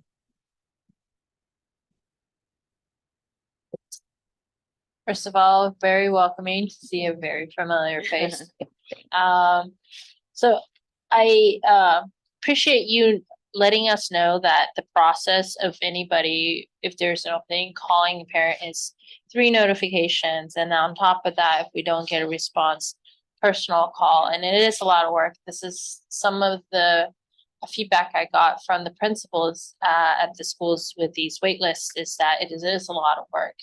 So I appreciate you all and the enrollment committee and something to do with the living wait list because it not only it's time on the staff, but also people would be able not to wait 3 years and then realize, they're happy of where they're at and they're not willing. So it is a lot of time and getting that. And then, so with the living waitlist proposal for recommendation 3, the annual enrollment to notify to have them commit to 1 and not be on 4 list. And I think Satish kind of asked some of that question is like, will they have the approximate numbers to know how much is an opening so that they can choose where they have that one choice? So for the attendance area schools, they would, yes. For the alternative schools, we may not know because chances are when that list gets posted and they're choosing one of the 2, let's say they had signed up for 2 alternative schools and we said, you need to recommit, but now you have to pick one. They may not know how many seats will be available and offered in the spring because really our biggest amount of seats are kindergarten because they're all new seats, but they will know where they are on the wait list with their number. So they'll know I'm number 5 on this list and I'm number 40 on this list. And then the conversation that we and the school principals often have is our alternative schools are so different. To just do it because of a lottery number, but not a belief in the philosophy is actually not fair to anyone, really. And so we really, really hope that parents are thoughtful about the program that aligns to their beliefs. Or the program that aligns to the best learning environment that they believe for their child. Okay. And then the other one is just more logistical. Like I see the 3 green check marks on each one of them. What does is the enrollment committee saying one of the 3 or a combination, one of the 4, sorry, I'm not miscounting here, or a combination of these recommendations or all of them? We're recommending all 4. All 4. We're recommending all of them together. Yes. Thank you for the clarification. Yep. Great to see you as always. Thank you for coming. Yep. I like the way that you've structured the changing of the wait list. I think that's great. So thank you for that. I want to piggyback on something Satish mentioned, and that is about the communication about the openings.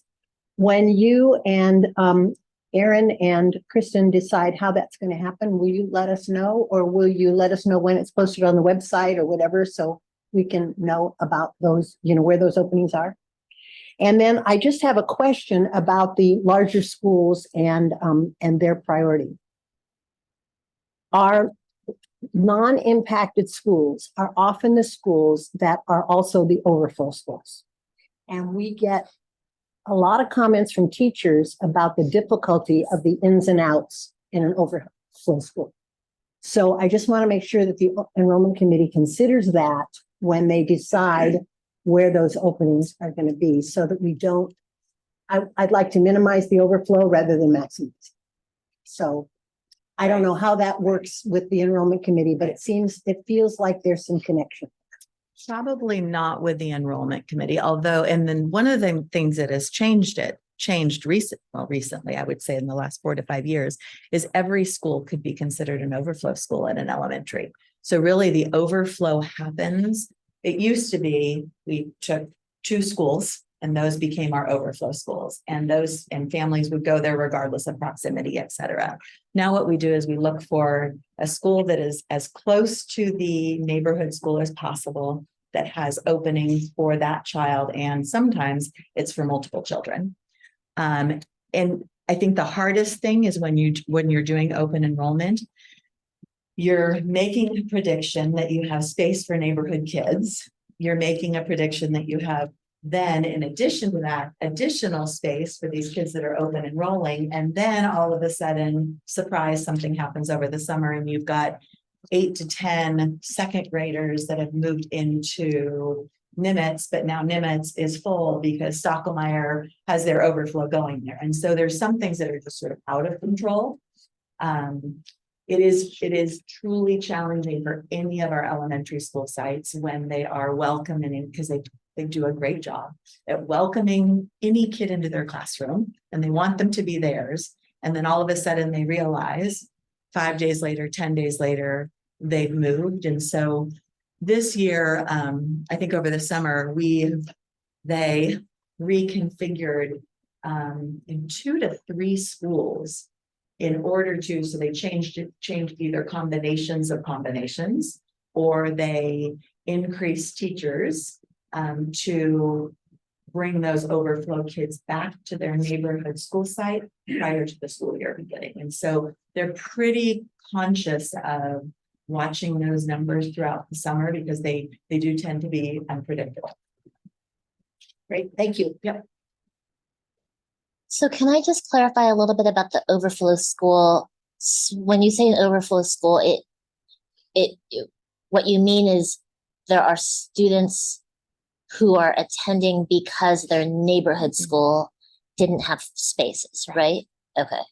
And then in recommendation number 1 with Stockholmeyer specifically, let's say a family has a first grader, a third grader, and a TK, and they want to move to a different school, and they're given priority.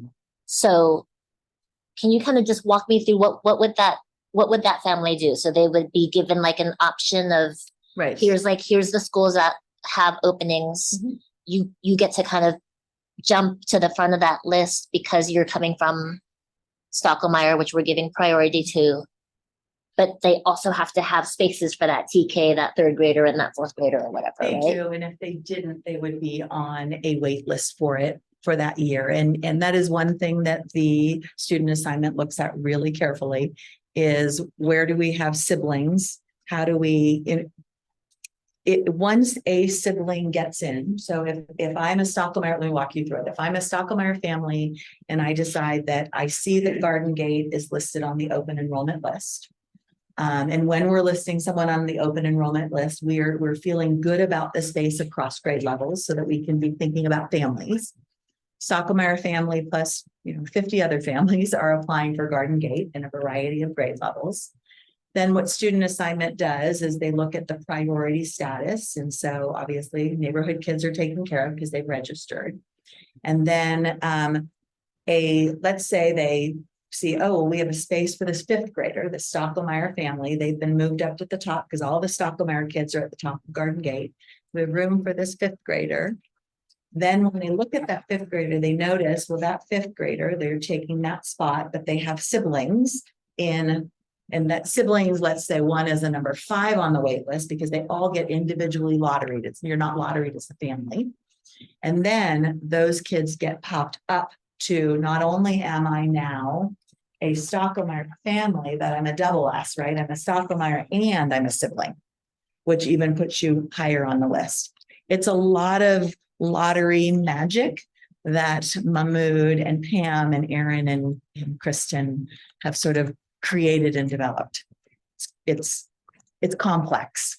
It's and this, incredibly complex. It's complex, and this makes it more complex because this is the first time in probably 4 years where we used to call it impacted, but where we've designated an impacted large school to have a priority. When Cupertino Middle School was at 1,400 and Lawson was low enrollment, we gave families that wanted to go from Cupertino to Lawson a priority.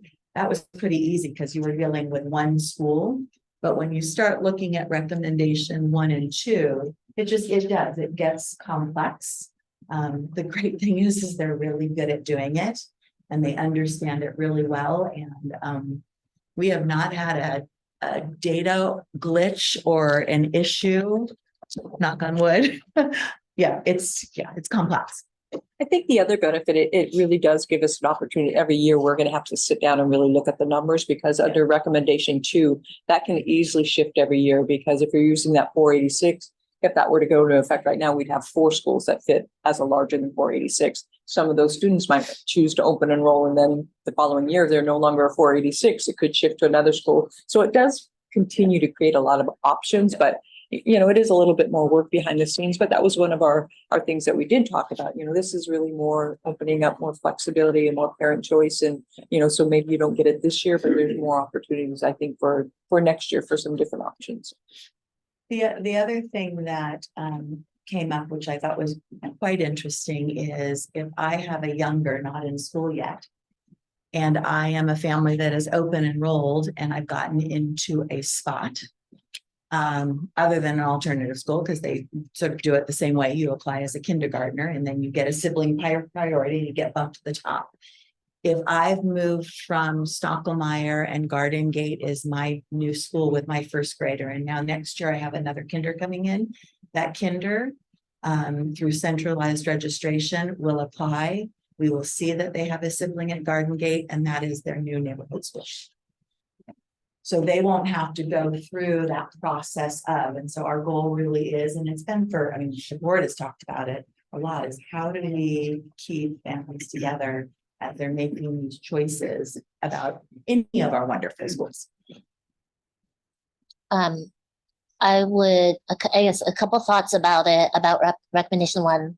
I think I have some of the same concerns that Jerry mentioned in terms of capping it at some point. I understand at this point it doesn't feel like we need to do that, but I'm thinking about the high school district's model of how they created kind of a lottery system as they were trying to shift some enrollment from one high school to Lynbrook High School as they were doing that. And I think they kind of capped a certain number to allow those students. So however you guys want to figure that out, but I understand that it's not a primary concern right now, but maybe something to keep in mind.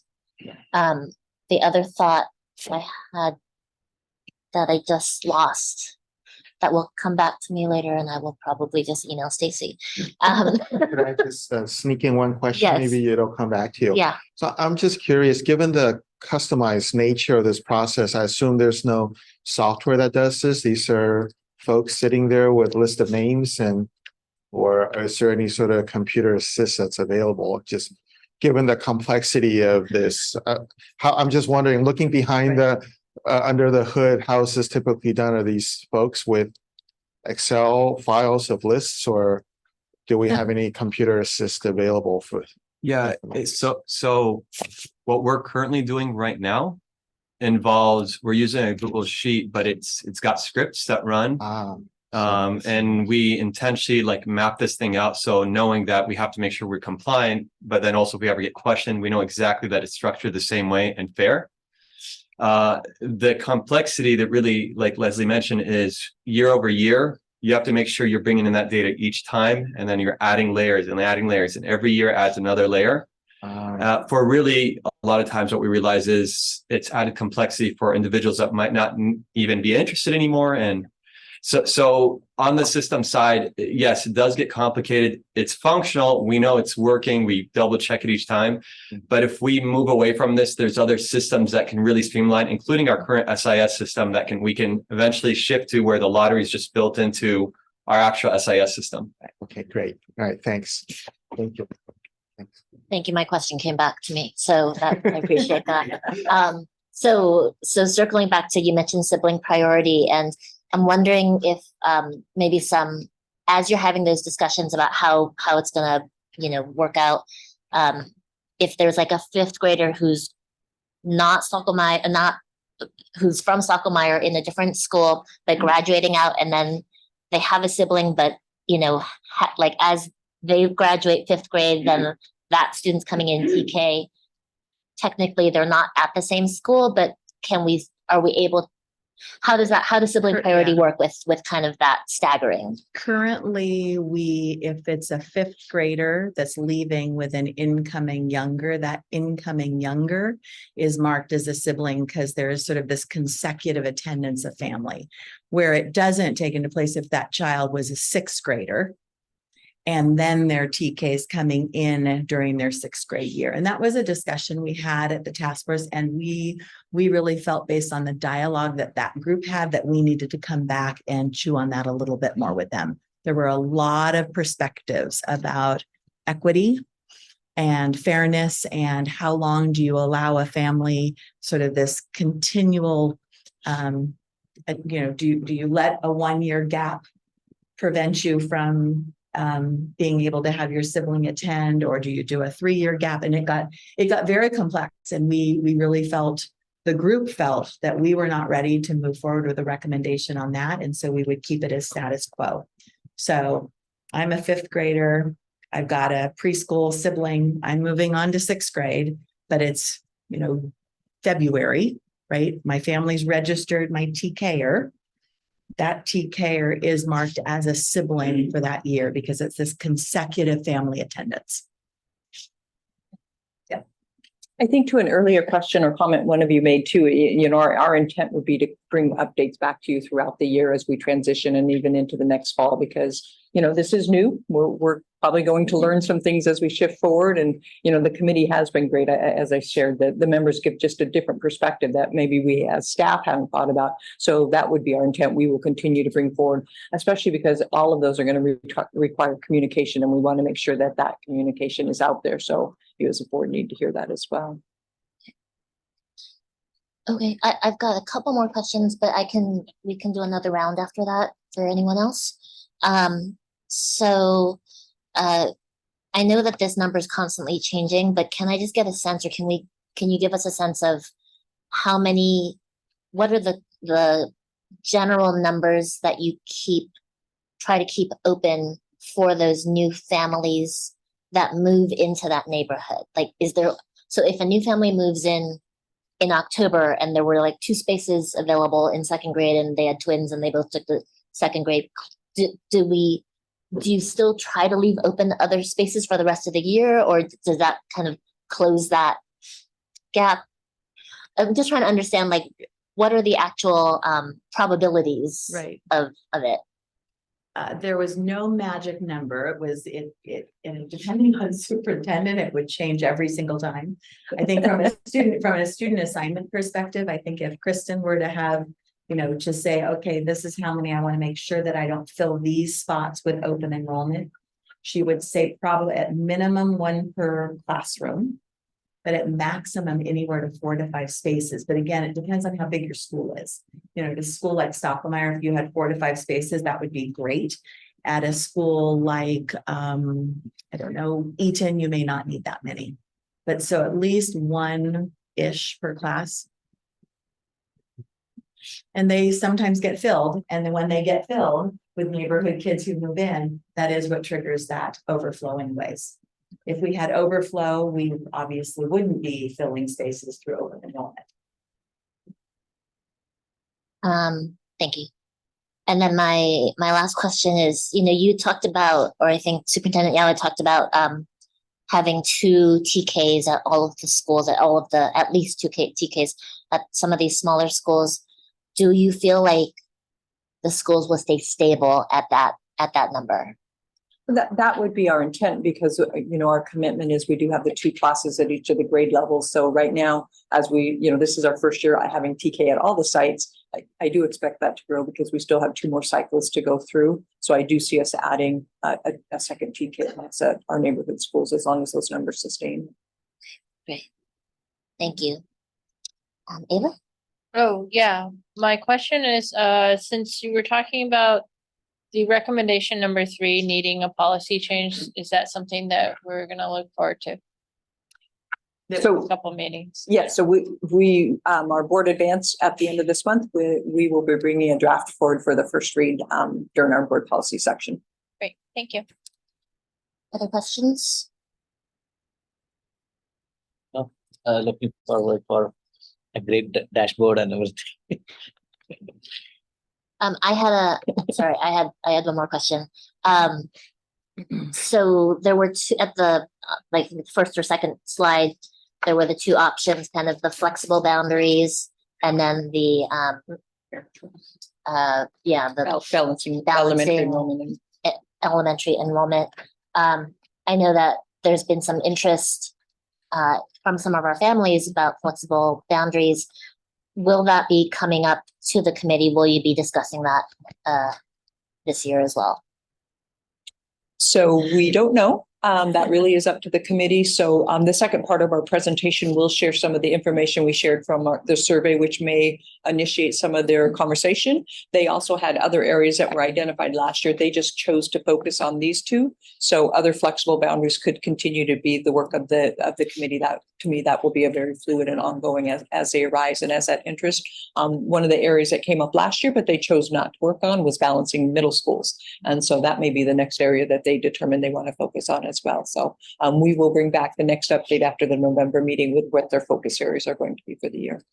Thank you. And when we did brainstorming on these, it was really interesting. They sat down with maps and posters and whatnot, and they highlighted areas, and this was the pre-work to the recommendations, where they anticipated potentially flexible boundaries. But then once they did their workshop model through that and then came up with their recommendations, their flexible boundary concept sort of dissipated. It was not the priority. It was really giving, I guess, what they are considering flexible boundaries to be that ability for open enrollment from a larger school to a smaller school.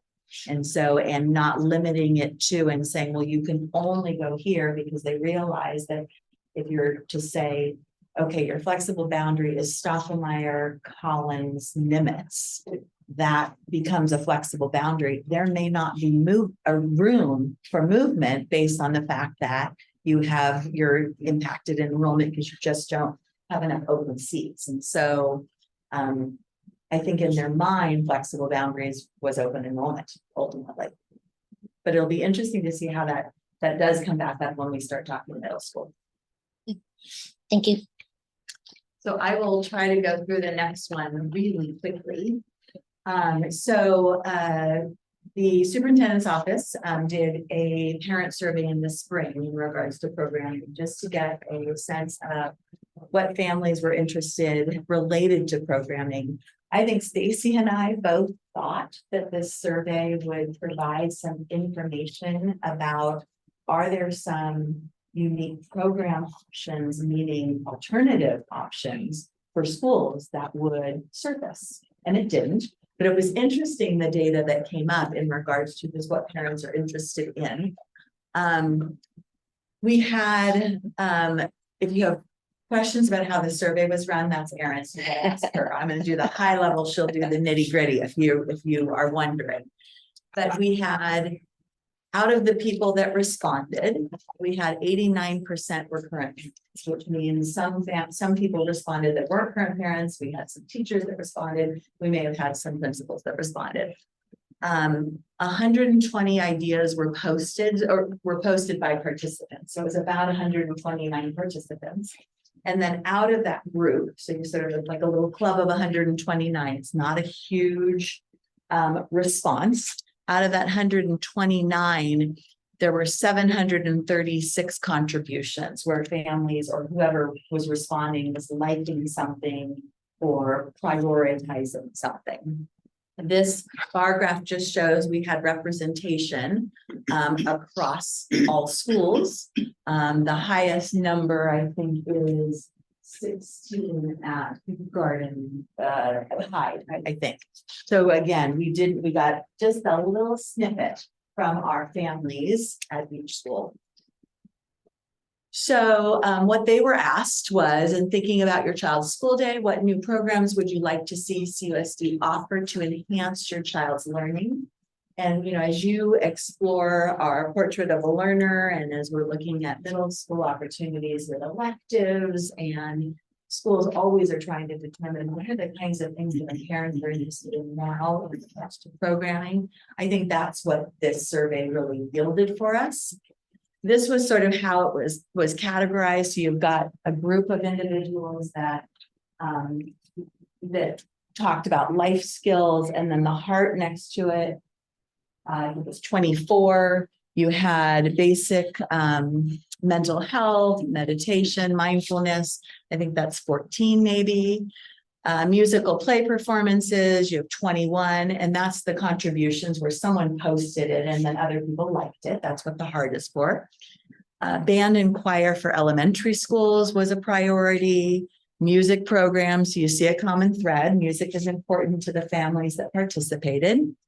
Coding, robotics, science class, and again, coding, computer science, and basics. And so we shared this screen with them, and then we gave them the raw data. They didn't love the fact that we gave them the raw data and we didn't categorize it for them.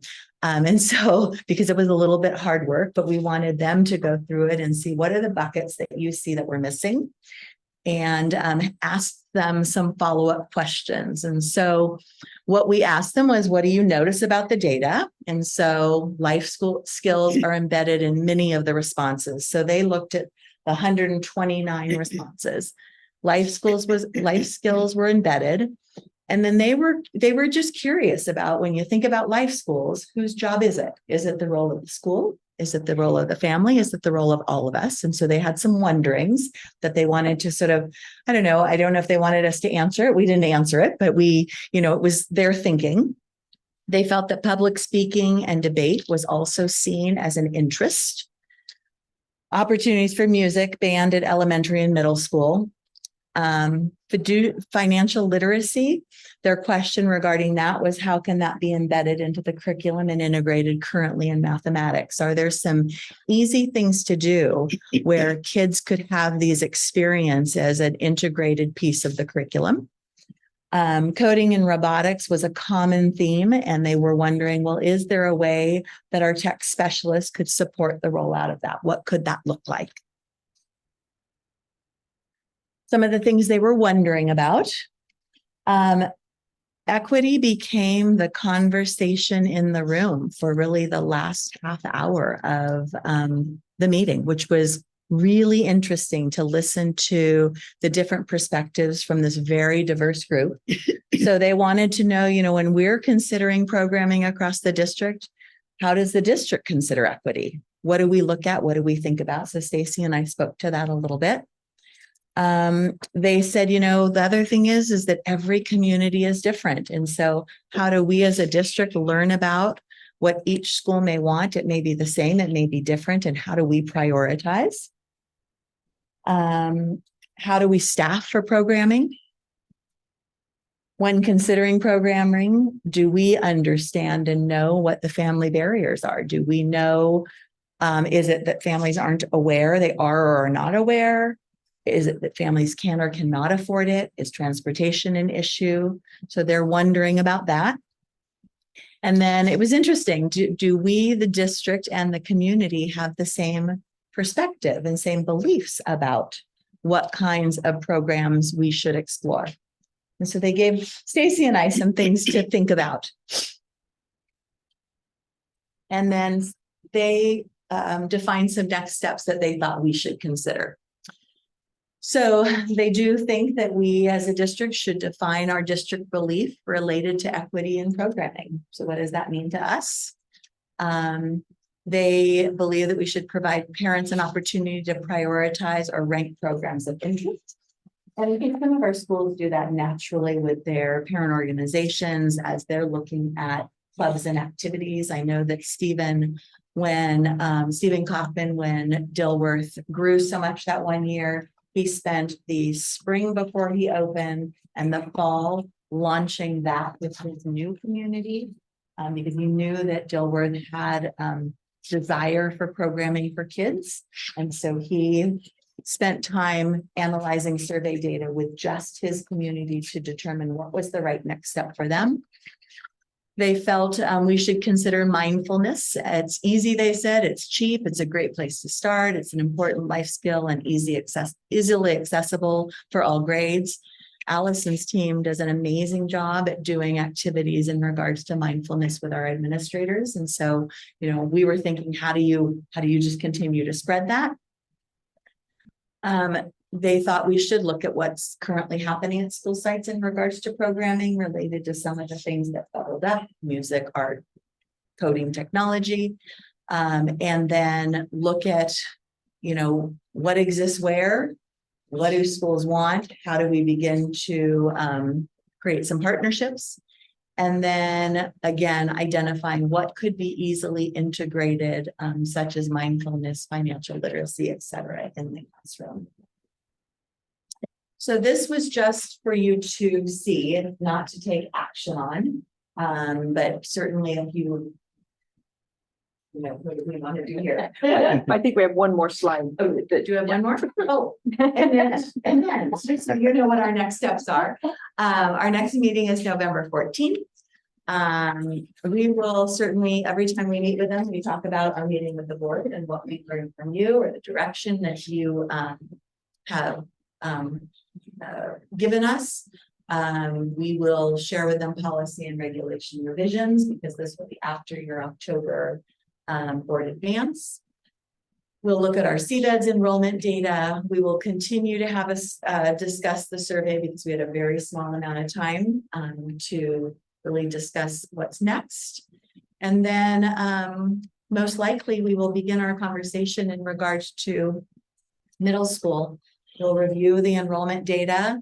We'll provide some information on the school electives and updates, and then we will just begin grappling with the school sizes of middle schools, electives, and begin to have a dialogue about what's next.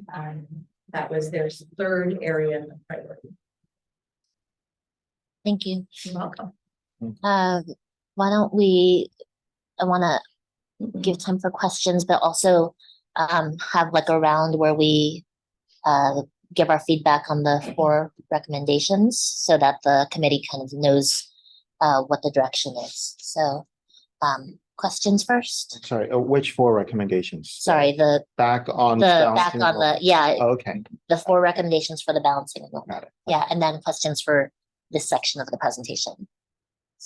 Do you want us to put the recommendation slide back up so you see the We four can more? maybe, Okay. I want to let's give the board a chance to ask questions about maybe the survey first, and then we can kind of go back to the 4 recommendations and then get board direction from that.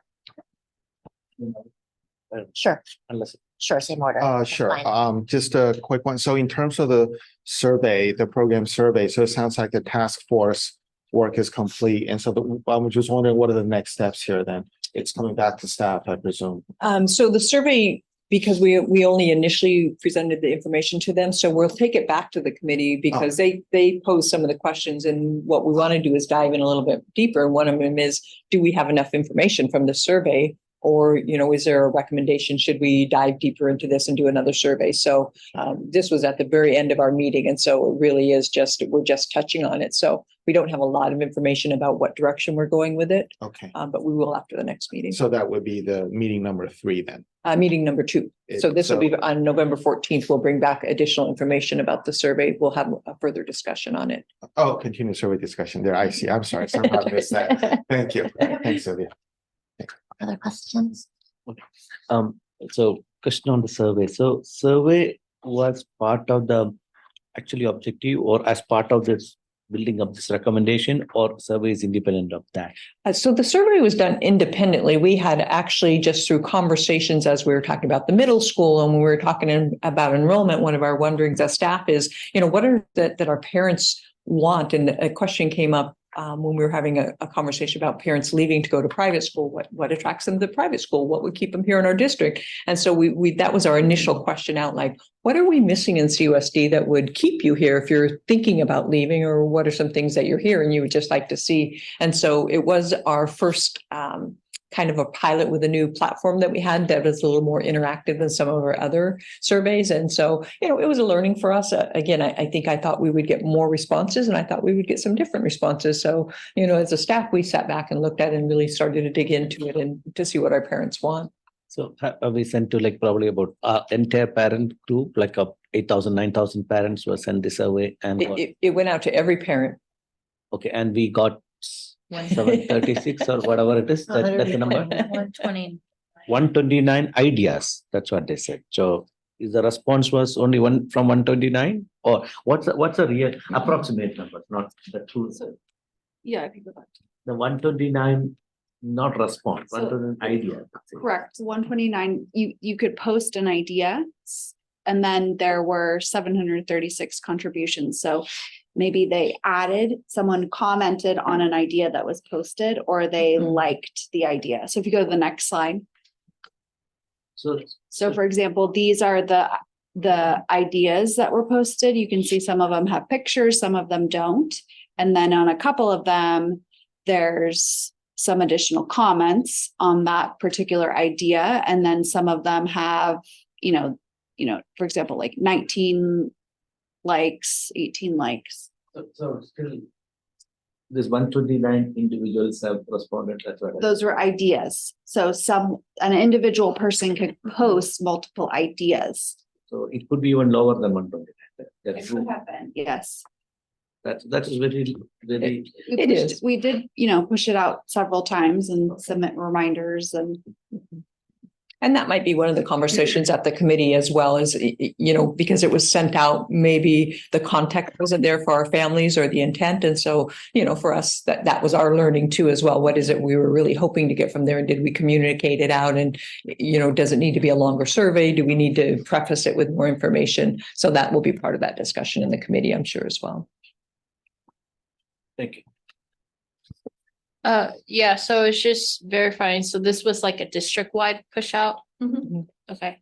So yes, the numbers to me is concerning because it's low, but I also know that outreach is always an effort. And I wonder if we can increase that, and that each of the sites are very unique communities, and how we can work with the local sites to get more of that news out there, to have a higher participation, so that we get a better idea of what our parents are looking for in terms of new programming. And it's good to hear the contributions is 736, but if they are, if 736, it's an aggregation of, you could have several people do multiple contributions, kind of like a Facebook page, right? And so it may not show actual numbers of actual number of people. So I love to, maybe it's not the survey, maybe it needs to get more out there. I personally haven't seen the survey questions, but I really love seeing the effort and putting it out there. And the other thing is, how much time when you all met for the enrollment committee did they spend on this? Or of all the work that you've been On doing? this piece? On everything. Like the enrollment committee, how long did they meet for? We meet for 2 hours. 2 hours. That's a lot of work for 2 hours. But, So, right, this good. piece, Uh-huh. this beginning steps of just looking at this Mhm. data as a first brush was about 30 minutes. The rest of the time was spent giving updates in regards to enrollment, where we are, and finalizing the recommendations that we brought forth today. Remember, though, that we got to those 4 recommendations based on a year's worth of work last year. Although the first 2 meetings were laying the groundwork in regards to enrollment trends, numbers, et cetera. Those are my Thank you. questions. Thank you.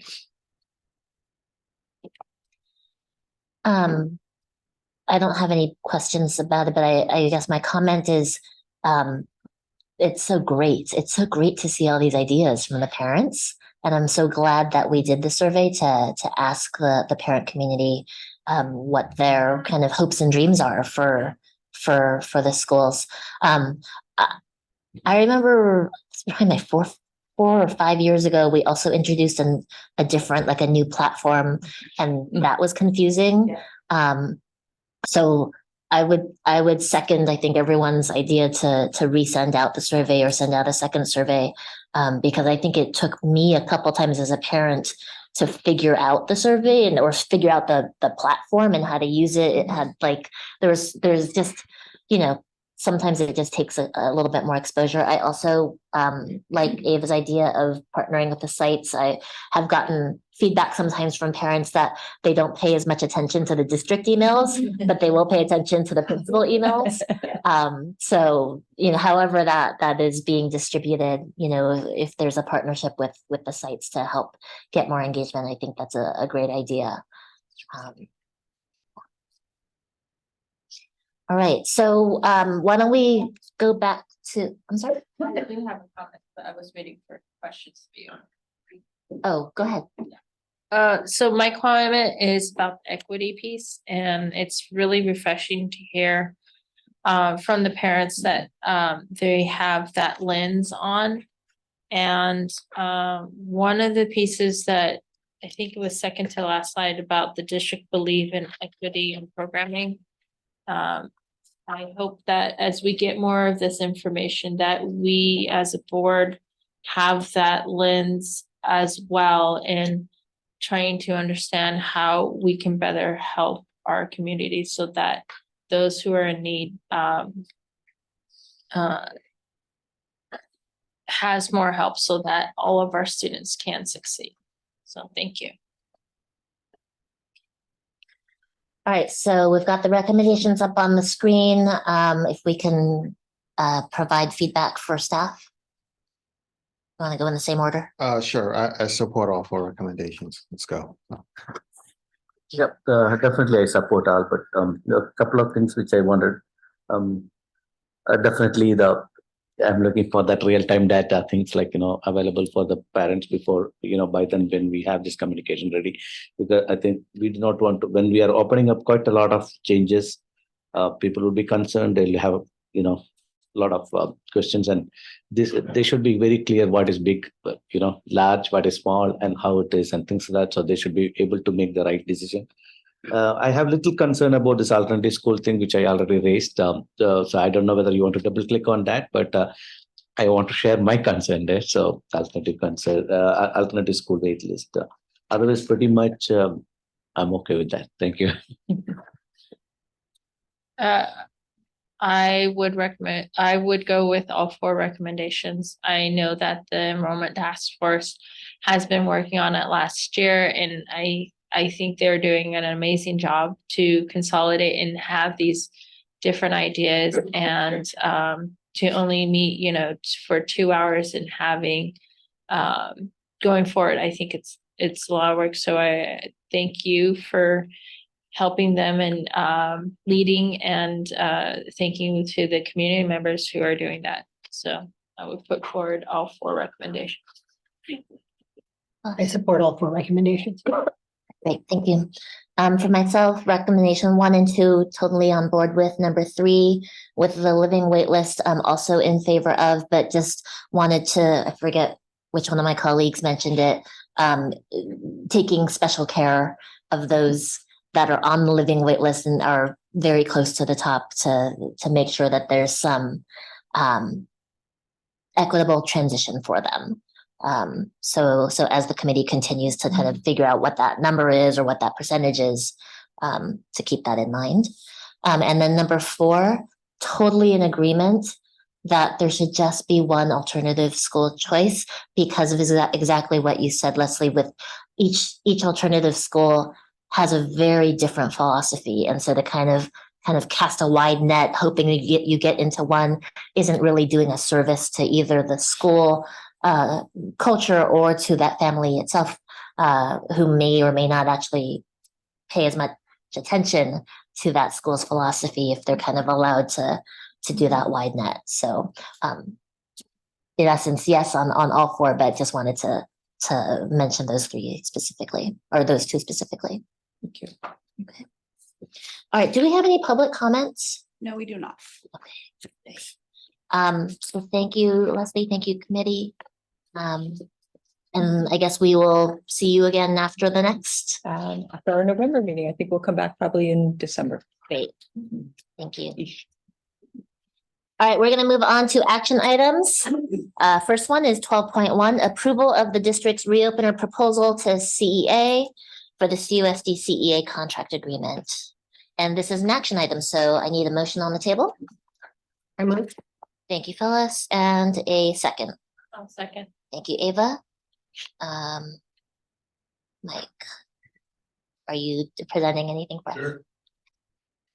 Yes, just asking that the board adopts this.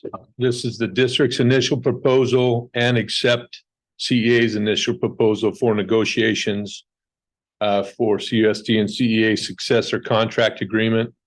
Our first scheduled day for bargaining with CEA is on the 27th of October. So if you pass this, then we can get started. Great. Thank you. Any questions or discussion from the board? Any public comments? No, there are not. All right, let's do a roll call vote. Trustee Madhato? Aye. Trustee Chow? Aye. Trustee Lu? Aye. Trustee Vogel? Aye. Trustee Leon? Aye. Thank you. Motion passes. We're going to move on to item 12.2, approval of the district's reopener proposal to SEIU for the CUSD SEIU contract agreement. Okay. Oh, and action items. So we need to get a motion on the table. I'll make a motion. Thank you, Satish. And a second. I'll second. Thank you, Jerry. Go ahead, Mike. Okay. The current collective bargaining agreement between CUSD and SEIU opens up for a full successor contract opening. And I'm asking that the board approve this so we can start on November 1st bargaining with SEIU. Great, thank you. Any questions or discussion from the board? Any public comments? No, there aren't. All right, let's do a roll call vote. Trustee Madhato? Aye. Trustee Chow? Aye. Trustee Lu? Aye. Trustee Vogel? Trustee Leon? Aye. Thank you. Motion passes. And next item 13.1, board activity. This is a chance for board members to share and receive information regarding committee meetings or events or trips that they've done. So who would like to start? I just have a question for Mike. Yes. Nothing from CSEA.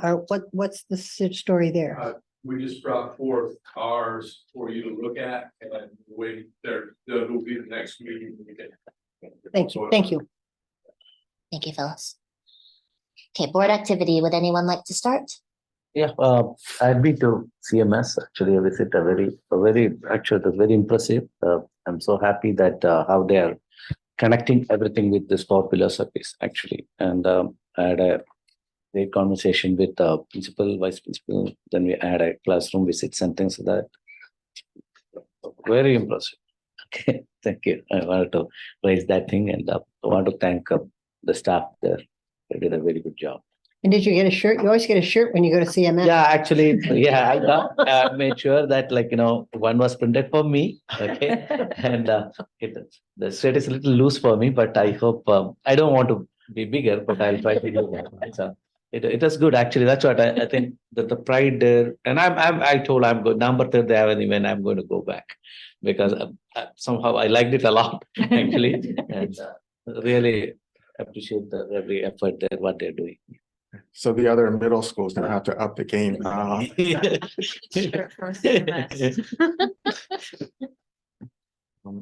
can go. I attended the Ed Leader 21 conference about 2 weeks ago. God, it seems like a lifetime. Only 2 weeks ago with Superintendent Yao and some of the district staff. So this is a gathering. It's a conference of, so it's a national conference, and it's a gathering of schools that are working on portrait of a graduate. So most of it's about, I would say 300, 400, 500 folks all over the country. And I would say most of the folks probably are in the middle of implementation or have implemented it, but there are some folks like us who are looking to learn. And so the whole motivation is the sort of, I think the understanding everybody's getting to, which is the world's changing really fast.